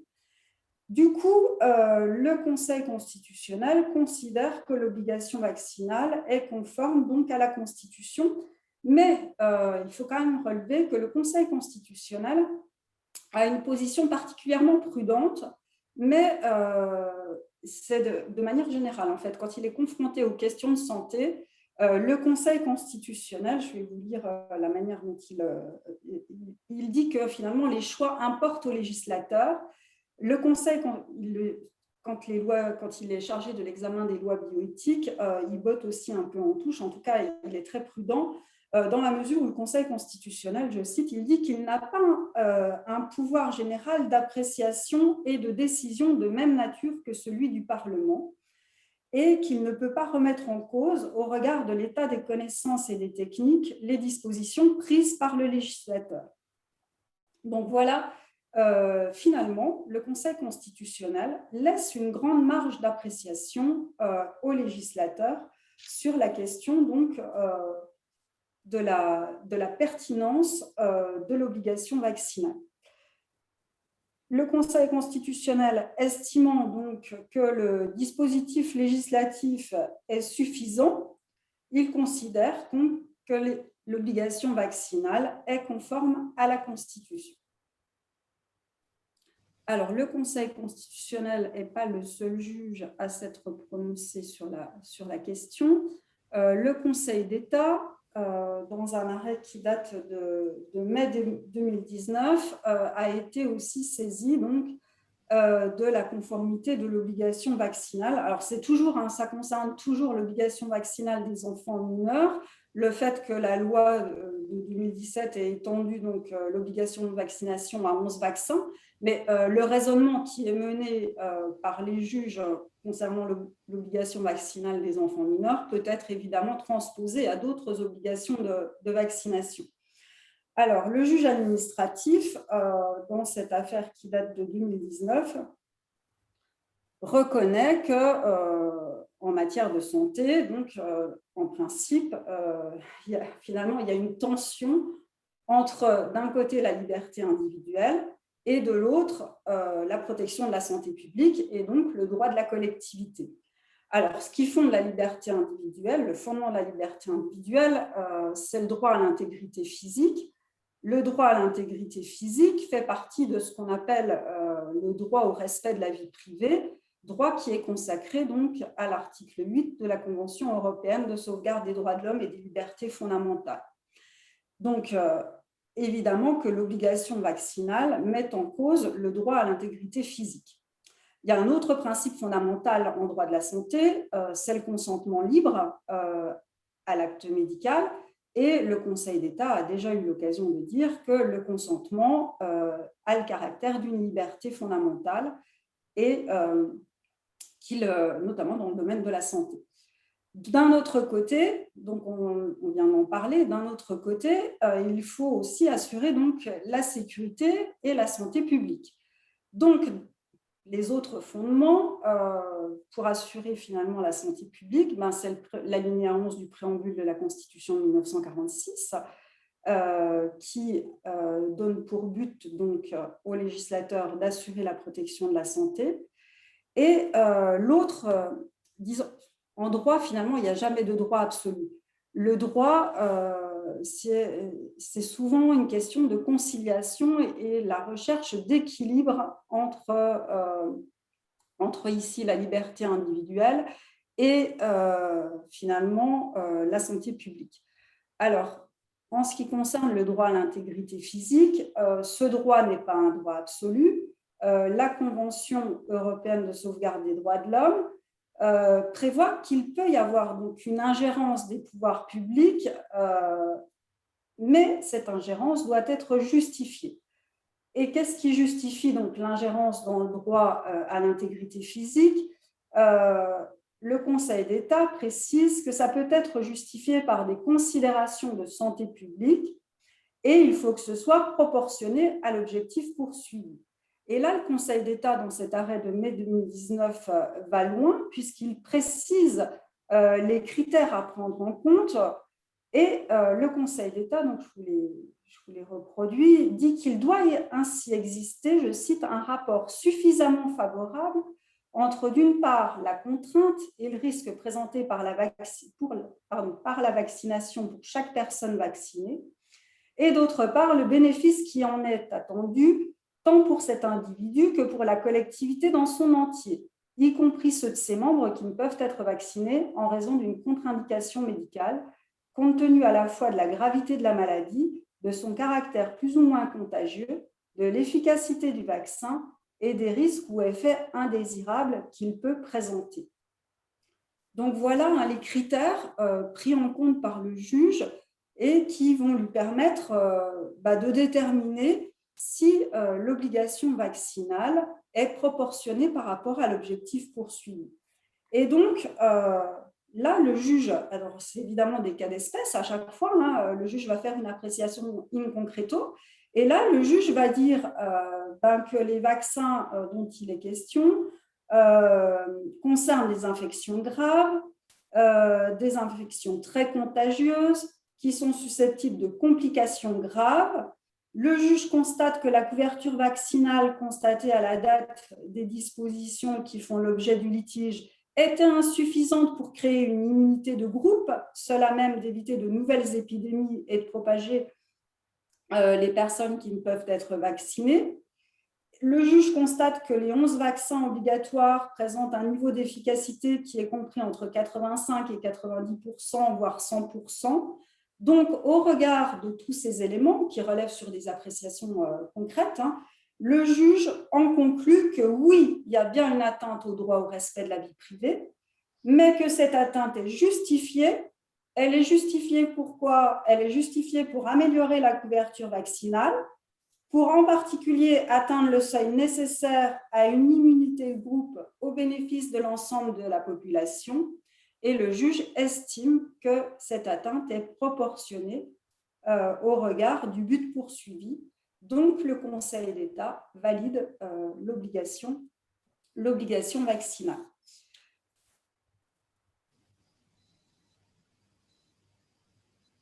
Donc, c'est une balance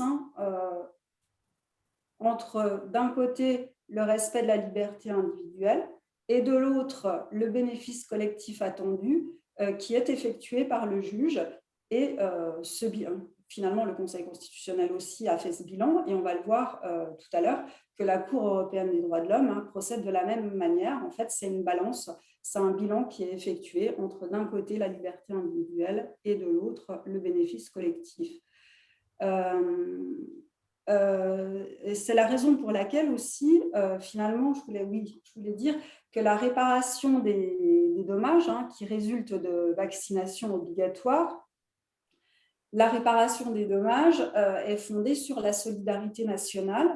Alors, pourquoi est-ce que la réparation des dommages qui résultent de vaccinations obligatoires repose sur la solidarité nationale? Parce que justement, c'est un système d'indemnisation qui est favorable aux victimes, et c'est une manière, en fait, c'est une compensation, c'est une contrepartie à l'obligation qui est imposée finalement par la collectivité, imposée dans l'intérêt général, et qui pourrait faire subir à certains donc, des risques au nom de l'intérêt général et au nom de la santé publique. Alors, on est en pleine actualité, je terminerai avec ça. Je vais essayer, si j'arrive. On est en pleine actualité jurisprudentielle, puisqu'aujourd'hui même, la Cour européenne des droits de l'homme vient de rendre un arrêt, donc le 8 avril 2021, sur la question de l'obligation vaccinale des enfants mineurs en République tchèque. À cette occasion, donc, la Cour européenne des droits de l'homme elle rappelle sa jurisprudence traditionnelle, à savoir que la vaccination obligatoire, c'est une intervention médicale non volontaire, donc c'est une ingérence dans l'exercice du droit au respect de la vie privée, que cette ingérence peut être justifiée lorsqu'elle est nécessaire dans une société démocratique pour atteindre donc un but légitime, à plusieurs conditions. Ces conditions, c'est de répondre à un besoin social impérieux, que les motifs invoqués par les autorités nationales pour la justifier doivent être pertinents et suffisants, et troisième condition, il faut qu'elle soit proportionnée au but poursuivi. Et là, dans cette affaire, la Cour européenne des droits de l'homme dit que les mesures, les obligations vaccinales étaient nécessaires dans une société démocratique.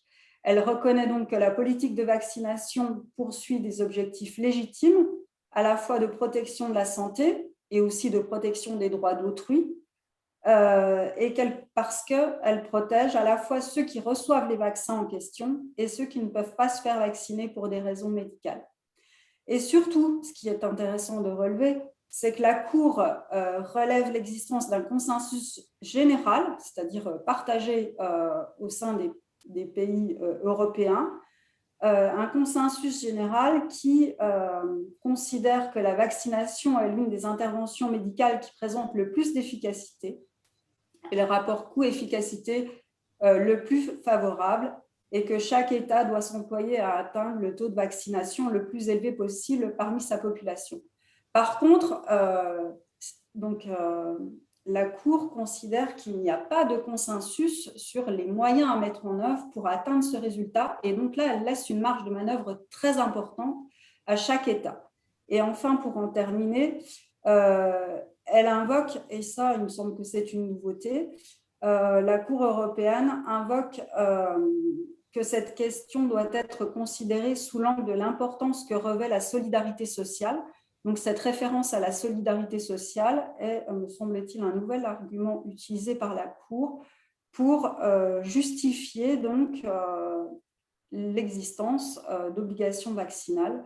L'objet de l'obligation en cause étant de protéger la santé de tous les membres de la société, en particulier des personnes qui sont particulièrement vulnérables face à certaines maladies et pour lesquelles le reste de la population est invité à prendre un risque minime en se faisant vacciner. Voilà, j'en ai terminé. Bien, merci beaucoup pour cet exposé très clair et très documenté, puisqu'il est même, comme vous l'avez montré à la fin, en pleine actualité. Ah, on ne pouvait pas faire mieux de ce côté-là. sauf à anticiper sur des décisions ultérieures que, évidemment, vous ne pouvez pas, ce que vous ne pouvez pas faire. Je ne sais pas si on prend des questions ou si on ne passe pas tout de suite la parole peut-être à à Fatima Al-Baraka. Oui, tout à fait. Je pense que c'est ce qu'on va faire et puis on reviendra sur l'ensemble des questions qui ont été posées sur le chat qui recouperont peut-être aussi une partie de la présentation qui va suivre. D'accord. Donc, Madame El-Baraka, c'est à vous. La parole est à vous. Bonjour. Tout d'abord, je voudrais remercier Jean-Pierre Queneau qui m'a convié à cette discussion. Je suis infirmière dans son service donc depuis 20 ans. Je vais juste surtout partager avec vous un petit peu la réalité du terrain. En effet, dès la première vague, Jean-Pierre me contredira peut-être, les paramédicaux finalement passent plus de temps avec les gens Covid, sont les plus exposés au Covid. Et dès le début, on nous a tenu un petit peu des propos contradictoires en fonction finalement des moyens dont dispose l'institution. Et bien sûr, il y a aussi les connaissances du moment. Donc, on a l'impression en fait que ce n'est pas notre sécurité qui intéresse l'institution, mais c'est plutôt arriver à, enfin, pas nous exploiter bien sûr, mais c'est-à-dire le travail qu'on fournit, mais sans savoir, sans chercher à savoir notre ressenti à nous. En effet, dès le début, avec le problème des masques, on nous dit, bon, je parlerai plus de la réanimation, où quand vous rentrez dans la chambre, vous n'êtes pas forcément obligé de mettre un masque FFP2 parce que d'autant plus qu'en réanimation, les patients sont sous assistance respiratoire. Mais la réalité, c'est que quand on rentre dans une chambre, quand il y a un patient qui est encombré, on est obligé de l'aspirer. On ne va pas de nouveau sortir, se déshabiller et remettre un FFP2. Donc, du coup, on a pris beaucoup de risques. On nous tient des discours un petit peu discordants dans les services de médecine où les cadres tenaient comme propos de ne pas mettre des masques parce que les patients ont peur. Et l'impression qu'on a, nous, finalement, comme m'a dit tout à l'heure Jean-Pierre, c'est qu'on n'est que des exécutants et on ne donne jamais la parole. Et peut-être, finalement, on a un moyen, nous aussi, de pression avec la vaccination à dire non, parce qu'on nous demande toujours de donner plus, on ne demande jamais la parole, mais on doit toujours faire ce que les autres attendent de nous. Sans, bien sûr, une valorisation qui n'est pas à la hauteur finalement des risques et de l'expérience que nous avons dans notre métier. Que dire encore? Je ne sais pas. Effectivement, bien sûr, les médecins sont les premiers à être partis se faire vacciner parce qu'eux, ils ont aussi un rôle d'exemplarité, alors que nous, on est en bas de l'échelle et je ne sais pas qui c'est qui a dit finalement, moins on est important et peut-être aussi à l'hôpital, c'est pareil, moins on est important et moins on se fait vacciner. Est-ce que c'est parce que manque de connaissances? Je pense que finalement, tout le monde dispose à peu près des mêmes connaissances par rapport à la vaccination, hein, les risques ou pas les risques, et on n'a pas de toute façon assez de recul pour voir ce qui se passe. Donc je pense que c'est surtout cette manière un petit peu pour les paramédicaux de dire, de s'opposer un petit peu à cette hiérarchisation où on ne donne pas trop la parole.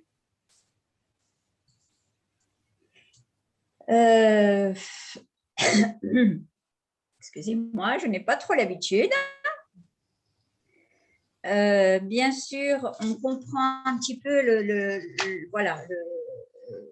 comment dire, le risque de contamination. Protéger le patient tous les soignants sont d'accord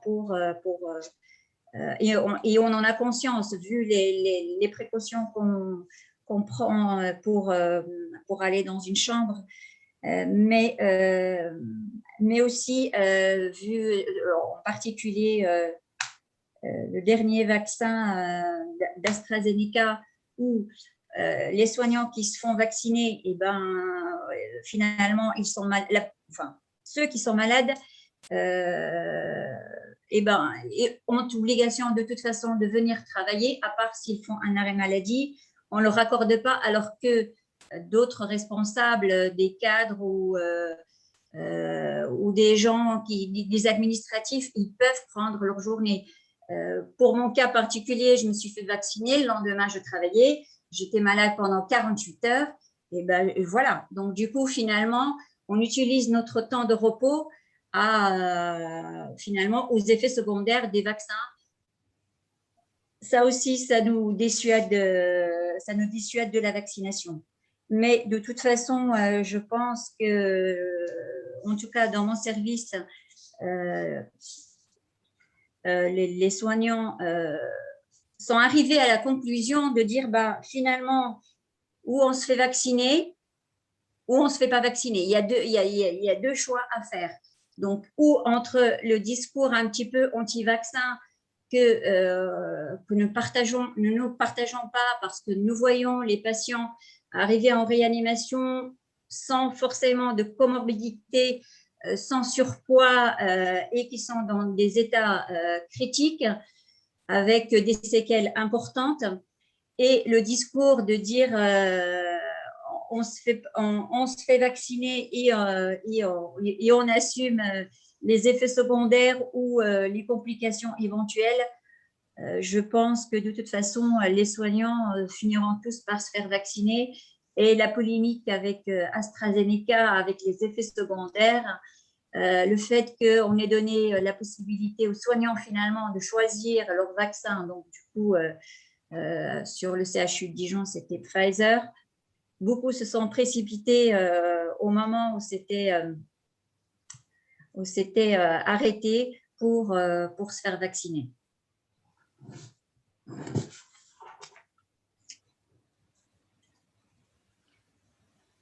Merci beaucoup. Je vais, pour la fin du séminaire, du webinaire, je vais passer la parole et le relais en quelque sorte à Jean-Pierre, à la fois pour sa conclusion et pour l'animation du débat. Ouais, tu voulais pas quelques questions? Parce que alors, je remercie grandement Fatima qui a accepté de participer. C'est vrai que la parole des soignants, on l'entend peu. Elle va être entendue. Il y a la chaîne LCP qui va diffuser un document à parole de soignants mardi prochain. C'est mes collègues de Dieppe qui ont participé. Et je crois que la parole de terrain est toujours importante à faire remonter pour éclairer un petit peu les choix qui sont faits. Souvent, nous, en cellule de crise, puis Karine et Serge le savent très bien, voilà, on est du terrain, mais pas trop, ou un peu moins de terrain. Et c'est vrai que de faire participer aussi des gens de terrain, notamment à les conseils scientifiques des cellules de crise, je trouve qu'effectivement, ça peut avoir tout son sens, parce que nos dirigeants ont aussi besoin d'entendre cette parole des soignants, parce que sinon, elles sont entendues, ces paroles de soignants, sur les réseaux sociaux. Et puis, bien évidemment, la parole est complètement transformée et malheureusement, ça peut arriver on peut arriver avec des quiproquos, et on l'a vu encore récemment sur les réseaux sociaux. Je ne sais pas si on peut-être quelques questions, parce qu'on avait dit, Oui. c'est vrai qu'on a un petit peu au-delà, Thierry, mais je sens comme maintenant on a reculé l'heure, ou avancé, je ne me souviens plus, il ne fait pas encore nuit, donc on aura un petit peu de temps. Donc, s'il y a des questions, Aurélie et Anaïs, avant qu'on conclue. Alors oui, tout à fait. On avait une question donc plus juridique, qui était sur quel argument l'obligation vaccinale contre la grippe a été suspendue?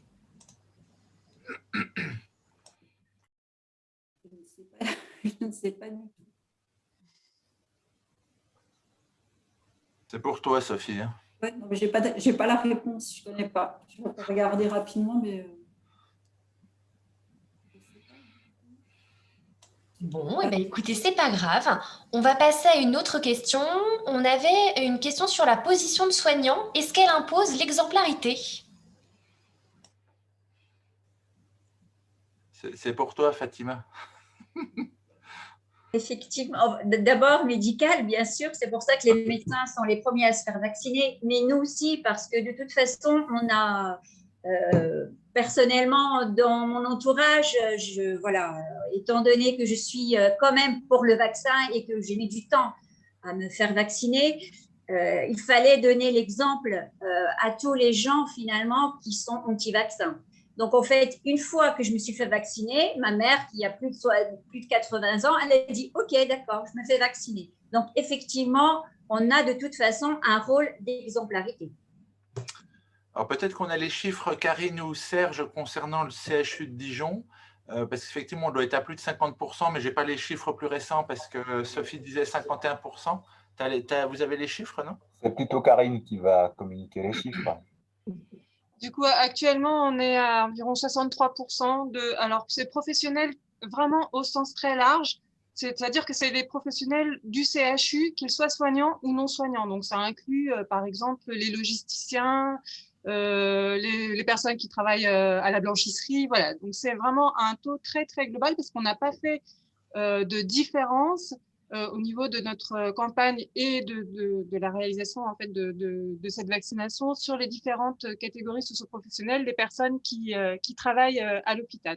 On a pu prioriser sur une courte période, au moment où on avait le moins de vaccins possible, les personnels qui travaillaient dans les unités Covid et puis les personnels qui travaillaient dans des unités de soins, mais très rapidement, on a ouvert cette vaccination à vraiment l'ensemble de nos professionnels. Ouais, donc finalement, la réticence qu'on disait, puis qu'effectivement, on convient tout à fait sur les gags qu'il y a pu avoir, les problématiques, les annonces, les tergiversations qu'il y a pu avoir au niveau du gouvernement. Moi, je trouve plutôt rassurant, comme dit Fatima, de se dire qu'on se laisse un tout petit peu le temps quand même. Oui. Ce qui ne serait pas rassurant, c'est de se dire finalement, on serait dans un pays non démocratique, on serait obligé de se faire vacciner coûte que coûte sans réflexion ni rien, ce ne serait pas rassurant.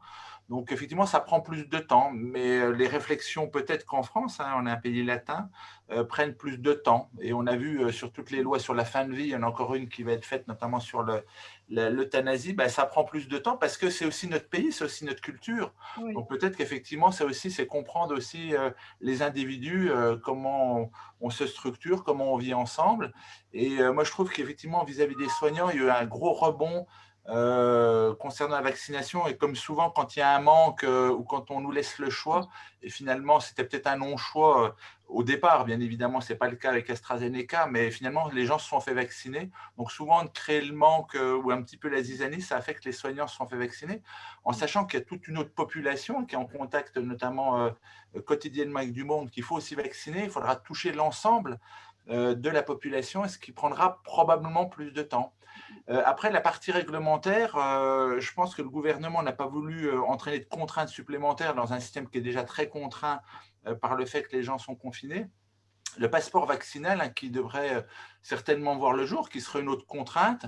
Alors, par contre, elle ne touchera probablement pas des populations qui n'iront pas au restaurant, qui ne sortiront pas, qui ne voyageront pas, et ce sera un petit peu embêtant. Mais ce sera probablement une forme de contrainte, ce passeport vaccinal, parce que je pense que le gouvernement a du mal à se positionner, parce que d'autres gouvernements ne l'ont pas fait encore, vis-à-vis d'une obligation vaccinale, même si effectivement, j'ai très apprécié, Sophie, ton rappel sur la législation, puis le fait qu'effectivement, réglementairement et d'un point de vue législatif, ça s'appuie exactement sur les mêmes théories que ce qu'on a en éthique, sur les tensions qui peuvent exister entre l'autonomie, les libertés individuelles et la responsabilité collective qu'on doit avoir, y compris dans notre métier. Donc finalement, c'est un peu les mêmes fondements entre le droit et l'éthique. Après, il y a un positionnement qui doit être politique et pour lequel c'est pas simple. On n'aura pas la réponse, bien évidemment, ce soir, mais c'est pas simple dans une situation, effectivement, où on a créé de la précarité, bien évidemment. On en avait déjà avant et on en a créé encore plus maintenant. Donc, je comprends les réticences au gouvernement, surtout un an avant les élections présidentielles. Alors, je ne sais pas s'il y avait d'autres questions, Anaïs. Alors, si, je vais redire deux questions qui font suite au témoignage de Madame El Baraka. Il y avait une. Pour faciliter la vaccination des soignants, est-il important d'envisager des journées libres après vaccination? Et puis, j'enchaîne sur la deuxième, qui était, est-ce qu'au fond, ce n'est pas un problème d'identité professionnelle lié à un manque de reconnaissance? tout à fait. Je pense que ce serait une bonne chose d'avoir justement une journée post-vaccinale pour les soignants. Ça serait encourageant et un petit peu reconnaître aussi le fait qu'on nous demande de faire aussi pour les autres. Et bien sûr aussi, c'est une... Redites-moi la deuxième question. Alors, la deuxième question, c'était est-ce que c'est pas un problème d'identité professionnelle lié à un manque de reconnaissance? Bah, tout à fait, tout à fait. Justement, c'était l'occasion de dire non à l'institution, aux décisions médicales et finalement faire un petit peu entendre notre voix.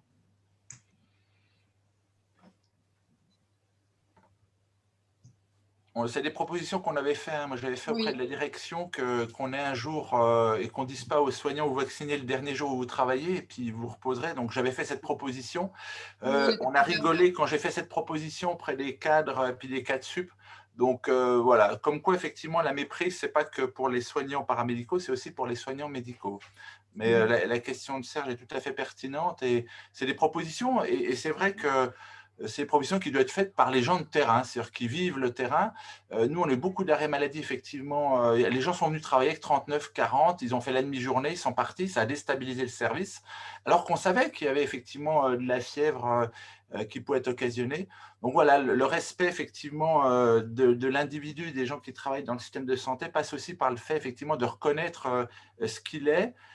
Et puis l'implication qu'il peut avoir, parce que l'implication des soignants, elle ne date pas d'il y a un an. L'implication des soignants, ça fait des années qu'elle est là, puis heureusement qu'ils sont à notre disposition. Et je parle de tout le monde parce qu'on est tous susceptibles d'être malades un jour ou l'autre. Je vous repose également d'autres petites questions qui avaient été posées auparavant. Il y en avait une, si la posture anti-vaccin est une question de posture d'opposition, quid des faibles couvertures vaccinales antigrippales et quelle différence? Pas bien la question, je l'ai Non. vue, j'ai pas bien. Est-ce que la personne peut préciser? Pour moi, il n'y a pas de différence vraiment pour la grippe. Enfin, c'est. Je ne sais pas si Serge, tu as une opinion? Surtout que je n'ai pas bien compris la question. Non, désolée. J'ai des opinions sur beaucoup de choses en tant que citoyen, mais là, Bon, alors je vous pose une autre question. Les soignants ont pu déjà rencontrer le virus. La vaccination pouvait sembler être inutile si présence d'anticorps. Ne peut-on pas envisager que les soignants aient préféré laisser des doses aux personnes plus fragiles?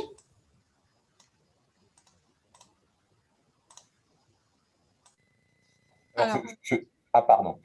Je ne sais pas si j'ai bien compris et je pense que les réponses seront complémentaires puisque c'est un espace de partage. Je suppute qu'il y a deux choses dans cette question. Il y a la protection individuelle sur un critère qui serait la maladie et il y a l'effet de la vaccination sur la réduction de la transmission. Voilà, moi je vois ça plutôt comme ça parce que on a mis beaucoup l'accent sur l'effet de la vaccination pour protéger les individus des formes graves en priorité, mais on le voit de plus en plus, il y a quand même aussi un effet sur la réduction de la transmission. Alors, il y a des personnes qui connaissent ça mieux que moi, mais on voit que la stratégie française n'est pas la stratégie qui a été adoptée dans d'autres pays. Il y a d'autres pays où on met l'accent, dans un premier temps, sur la réduction de la transmission en vaccinant, par exemple, les enfants, ce qui s'est fait dans certains pays. Nous, on a choisi de vacciner les plus fragiles, tout se défend. Et donc, moi, c'est comme ça, en gros, que je vois la question en disant, je laisse un peu ma place, mais d'un autre côté, on peut dire que le soignant peut contaminer aussi le patient. Donc, je ne veux pas monopoliser la parole et je laisse les autres s'exprimer.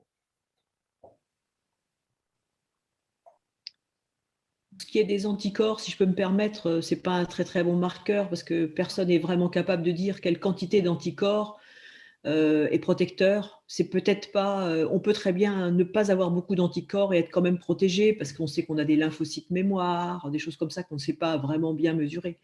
Et donc, c'est pas si simple en fait. C'est sûr que quelqu'un qui n'a pas d'anticorps, enfin, c'est quelqu'un qui a des anticorps peut-être ne mérite pas d'être immédiatement vacciné si c'est une question d'urgence, mais quelqu'un qui n'en a pas du tout, c'est pas très facile de savoir s'il est protégé ou pas. Si par exemple il a eu la maladie il y a 6 mois ou il l'a eu faiblement, il semblerait qu'il ait moins d'anticorps. Donc c'est pour le moment, on n'a pas un recul supérieur à 1 an au maximum. Pour les premiers malades et pour les vaccinés, on a un recul de seulement quelques mois. Donc là, il faut accepter qu'on est en incertitude, comme disait Thierry Martin tout à l'heure. Tout à fait, c'est ce que j'allais dire. Et un élément supplémentaire, c'est juste un élément d'observation, en fait. Hein. Ce que l'on voit, en tout cas sur notre établissement, je ne sais pas si c'est vrai au niveau national, c'est que finalement, les personnes qui ont des antécédents de Covid ont un taux de vaccination qui est légèrement supérieur aux personnes, enfin pour ceux qui l'ont eu première vague surtout, hein, puisque les autres ne sont pas encore cibles, ont un taux de vaccination qui est légèrement supérieur aux personnes qui n'ont pas eu le Covid. Donc c'est une observation aussi qui est intéressante, voilà, je trouve. Après, je ne sais pas du tout si elle se vérifie au niveau national, mais c'est un élément quand même aussi de réflexion. Je ne sais pas exactement ce que ça veut dire, mais ça m'interpelle quelque part. Ça montre la peur d'avoir une nouvelle fois cette maladie. Tout à fait. Ouais. Par rapport à la grippe. Je pense que c'est, je ne sais pas ce qu'en pensent les collègues, il y a aussi la peur d'avoir la maladie, mais surtout les variants qu'on ne connaît pas, puisqu'il y a le variant indien maintenant qui s'est rajouté à la sauce. Et moi, je disais, mais tous les jours, on a des variants. Il y a ceux soi-disant d'intérêt, là, les VOC, et puis il y en aura toujours un qui viendra. J'étais en réunion nationale et on a dit, bah oui, on connaît l'anglais, on connaît le brésilien, on connaît le tartampion, les 2 américains, et quid du vaccin, du variant indien. Et je pense que c'est un peu différent. Alors, la grippe, ça mute tout le temps, mais là, on a peur de cette incertitude, puisqu'on a parlé d'incertitude. Et les gens, bon, alors là, ils se font peut-être vacciner en disant je serai protégé contre telle et telle souche, mais on sait très bien qu'on ne sera jamais protégé contre les futurs variants qu'on ne connaît pas, etc. Pour l'instant, sauf à modifier rapidement les vaccins comme c'est en train d'être proposé. Enfin, il semblerait qu'on n'a pas, enfin, on a toujours une petite protection quand même. On n'a jamais un 0. Donc, même si en effet le vaccin actuel, enfin, les vaccins actuels ne sont pas idéaux contre certains mutants, et on ne sait pas du tout ce que ce sera par rapport aux futurs mutants qu'on ne connaît pas, on n'a quand même jamais 0 action. C'est-à-dire que c'est toujours mieux d'être vacciné face à un variant que de ne pas être vacciné du tout. Je suis tout à fait d'accord. Hein. C'est parce que je pense qu'il y a la petite lettre du New England là, des Sud-Africains qui a semé un peu le doute.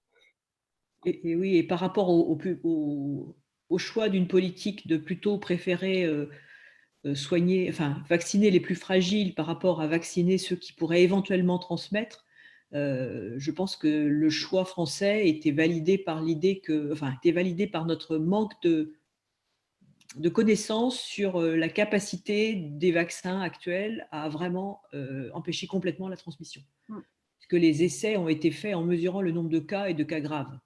Et dans un premier temps, c'est normal de faire ça parce que c'est ce qu'il y a de plus facile. Alors qu'il nous faudra beaucoup de temps et beaucoup de volontaires qui accepteront d'être suivis longtemps pour voir si vraiment ils sont encore porteurs dans leur voie aérienne digestive, dans leur bouche, dans leur nez du virus. Donc ça c'est vrai que pour le moment, statistiquement, il semblerait que dans les pays qui ont beaucoup vacciné, il y a une transmission qui diminue. Mais on n'a pas vraiment pu l'évaluer au point de vue individuel et sur un plan vraiment clinique et immunologique. Donc, c'est ça l'idée. Monsieur Ducournau, je vous laisse intervenir et puis ensuite on fera une dernière question. Oui, merci. Parce qu'en même temps, j'ai regardé un petit peu dans le chat. Il y avait une question d'un des étudiants que j'ai invité, une de mes étudiantes que j'ai invité d'ailleurs à venir suivre ce débat ce soir, Sylvie de Carvalho, où elle me demande en fait si on pense que est-ce que le refus de vaccination des soignants est systématiquement à mettre en rapport en fait avec des questions organisationnelles, une volonté d'autonomie professionnelle. Je pense que de manière plus générale, il faut voir peut-être la chose de manière multifactorielle. Et du point de vue de la population, il reste qu'il y a quand même, me semble-t-il, un problème général peut-être autour d'une implication plus forte et d'une communication plus forte envers les citoyens. On a eu une sorte de commission consultative qui avait été créée il y a quelques mois. Je ne suis pas sûr d'ailleurs si qu'elle produise régulièrement des résultats de ces discussions, ce qui est fort dommage parce que je pense que si on avait justement plus régulièrement des informations en provenant de ce panel qui discute de citoyens qui ont été tirés au hasard et qui sont finalement des représentants, disons, des citoyens dans le pays, on pourrait peut-être progresser, me semble-t-il, plus sûrement vers une co-construction et vers une adhésion collective.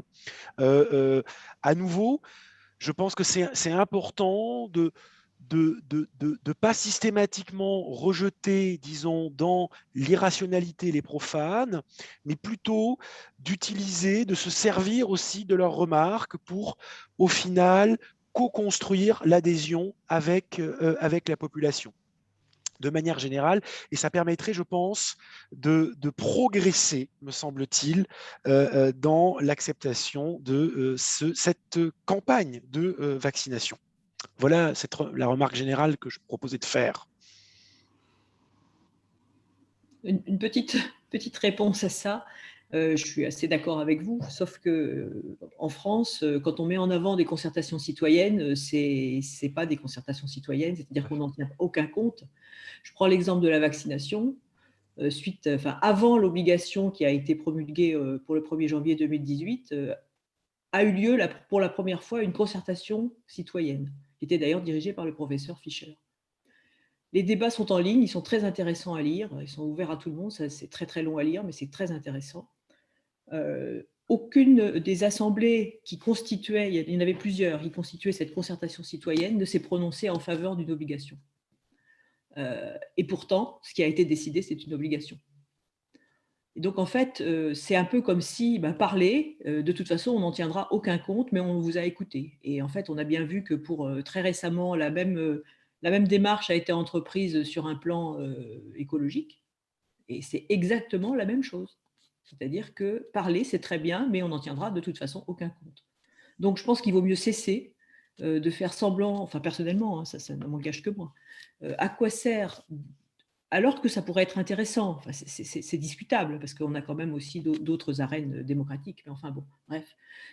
On pourrait penser que cette concertation citoyenne, c'est un élément de débat et en effet surtout de co-construction, je suis d'accord avec vous, et jusqu'à présent, tous les essais qui ont été faits en France, en tout cas à ma connaissance, je connais 2 sur la vaccination et sur l'écologie, se sont soldés par des échecs. Et à mon avis, c'est même pire que ça, puisqu'on laisse les gens parler et on ne tient aucun compte, on prend même les décisions pratiquement opposées à ce qui en sort. Donc, si je peux me permettre, Madame Salvadori, non, mais vous avez raison de rappeler que ces consultations n'ont pas été systématiquement des succès, bien au contraire, mais on a quand même quelques exemples qui montrent au contraire qu'il y a eu des débats publics organisés parfois par la Commission nationale du débat public, qui est un organisme qui a été créé dès les années 90, et avec du coup des décisions qui ont réellement abouti avec des avis modérés, bien balancés, hein. Je pense par exemple aux avis qui ont été pris sur les OGM, par exemple. Sur les OGM, il y a eu finalement une interdiction de la commercialisation des OGM, mais par contre une autorisation de la recherche sur ces OGM. Donc finalement des avis assez balancés qui ont pu émerger de ce type de discussion et de consultation des publics. Donc, c'est peut-être pas non plus à rejeter, mais voir peut-être dans l'organisation des choses, si on ne pourrait pas améliorer ces consultations pour les rendre plus efficientes et permettre du coup d'être plus efficaces, quoi. Voilà. Je ne voulais pas rejeter, mais je voulais dire que pour le moment, ce que je connaissais comme ce qui était vraiment appelé concertation citoyenne, parce que ce dont vous parlez, ce n'est pas exactement ça. Enfin, c'est des assemblées qui visent à la même chose, mais qui ne s'appellent pas forcément concertation citoyenne. Malheureusement, je trouve que c'est dommage qu'on en ait sorti ça, entre guillemets. C'est plutôt un constat, c'est plutôt un regret de ma part, que ça ne fonctionne pas suffisamment.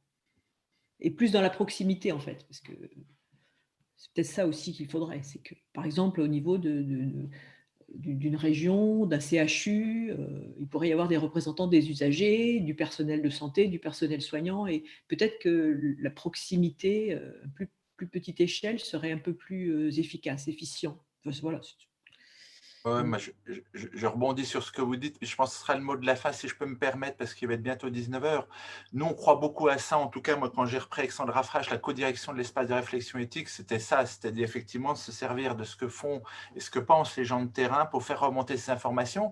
Alors, au travers de webinaires, mais aussi au travers de la CNRR, hein, qui éclaire aussi la DGOS, qui éclaire aussi le conseil scientifique, le conseil de défense. Donc, c'est vrai que c'est par tout ce qu'on va faire au quotidien, effectivement, qu'on peut une portée nationale ou internationale. Mais ces débats-là, ils peuvent avoir lieu dans tout type d'entreprise, y compris effectivement dans les établissements de santé. Après, il faut créer l'ambiance pour avoir ces débats, et c'est ça un petit peu qui est moins simple. Il faut avoir un tout petit peu de temps. Les comités d'éthique, ils existent depuis très longtemps, mais c'est comment on les anime, comment on anime un petit peu de débat. Et puis, c'est vrai qu'on voit ce soir, hein, je vous remercie très sincèrement pour vos interventions. On voit bien que la multidisciplinarité est comme très, très importante, hein, qu'on n'écoute pas que des soignants ou que des philosophes ou que des sociologues. On voit bien qu'effectivement, on est sur des champs très variés, et je pense bien évidemment à Sophie sur son éclairage dans le droit. Et ça, c'est très important. La démocratie participative, hein, comme ça peut se passer en Suisse ou ailleurs, voilà, est-ce que ça prend ou pas? Moi, je ne connais pas effectivement la manière dont les gens vivent, mais je crois que de toute façon, notre parole a besoin d'être écoutée. On a vu le mouvement des Gilets jaunes, ça vient aussi d'une incompréhension. Voilà, après, c'était repris sur le plan politique, mais on a besoin, puis nous, sincèrement, on a besoin quand même d'être entendus. Et il ne faut pas qu'on aille systématiquement dans la rue en tant que soignant pour être entendu, parce que ce n'est pas une bonne chose, bien évidemment.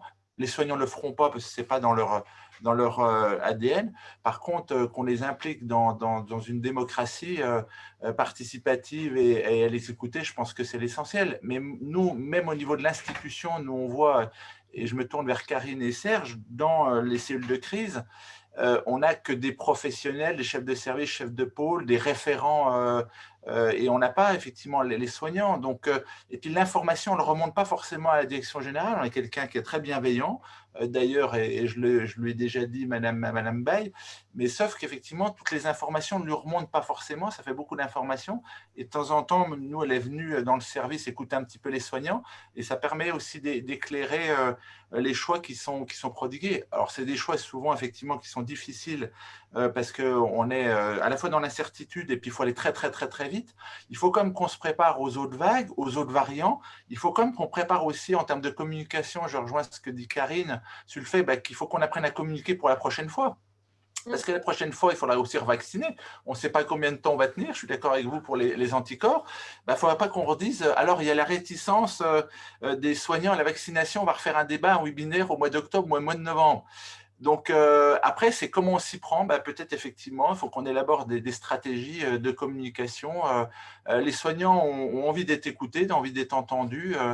On parle des soignants, bien évidemment, dans ce webinaire. Et je pense qu'effectivement, c'est comment on les intègre à notre réflexion. Et ça, effectivement, on ne sait probablement pas faire, en tout cas sur le plan institutionnel. Alors, je ne pense pas que nous, au niveau du CHU, bien évidemment, dans toutes les institutions, peut-être pas qu'on n'est pas forcément très bon, hein, moi, en tant que chef de service, pour passer des informations et communiquer, parce qu'on fait souvent dans l'urgence. Donc, peut-être qu'effectivement, il faut préparer l'urgence prochaine, et ça, on a un petit peu de temps, ce qu'on n'a pas du tout fait l'an passé, parce qu'on a la troisième vague, hein, c'était décrété troisième vague, et on a appris beaucoup de choses, bien évidemment, entre-temps, mais surtout qu'on n'arrivait pas à se préparer et à anticiper. Ça, c'est la chose qu'on a bien appris, et quand on était incapable de bien préparer les choses, même si ça se passe bien, parce qu'il faut quand même rassurer tout le monde, on prend en charge correctement les malades, on ne priorise pas les soins, on adapte au mieux, et puis il y a des concertations qui se font comme à tous les niveaux, et je pense que c'est important aussi de le rappeler, que c'est aussi une démocratie, puis on le fait aussi de façon démocratique, mais ça n'empêche pas aussi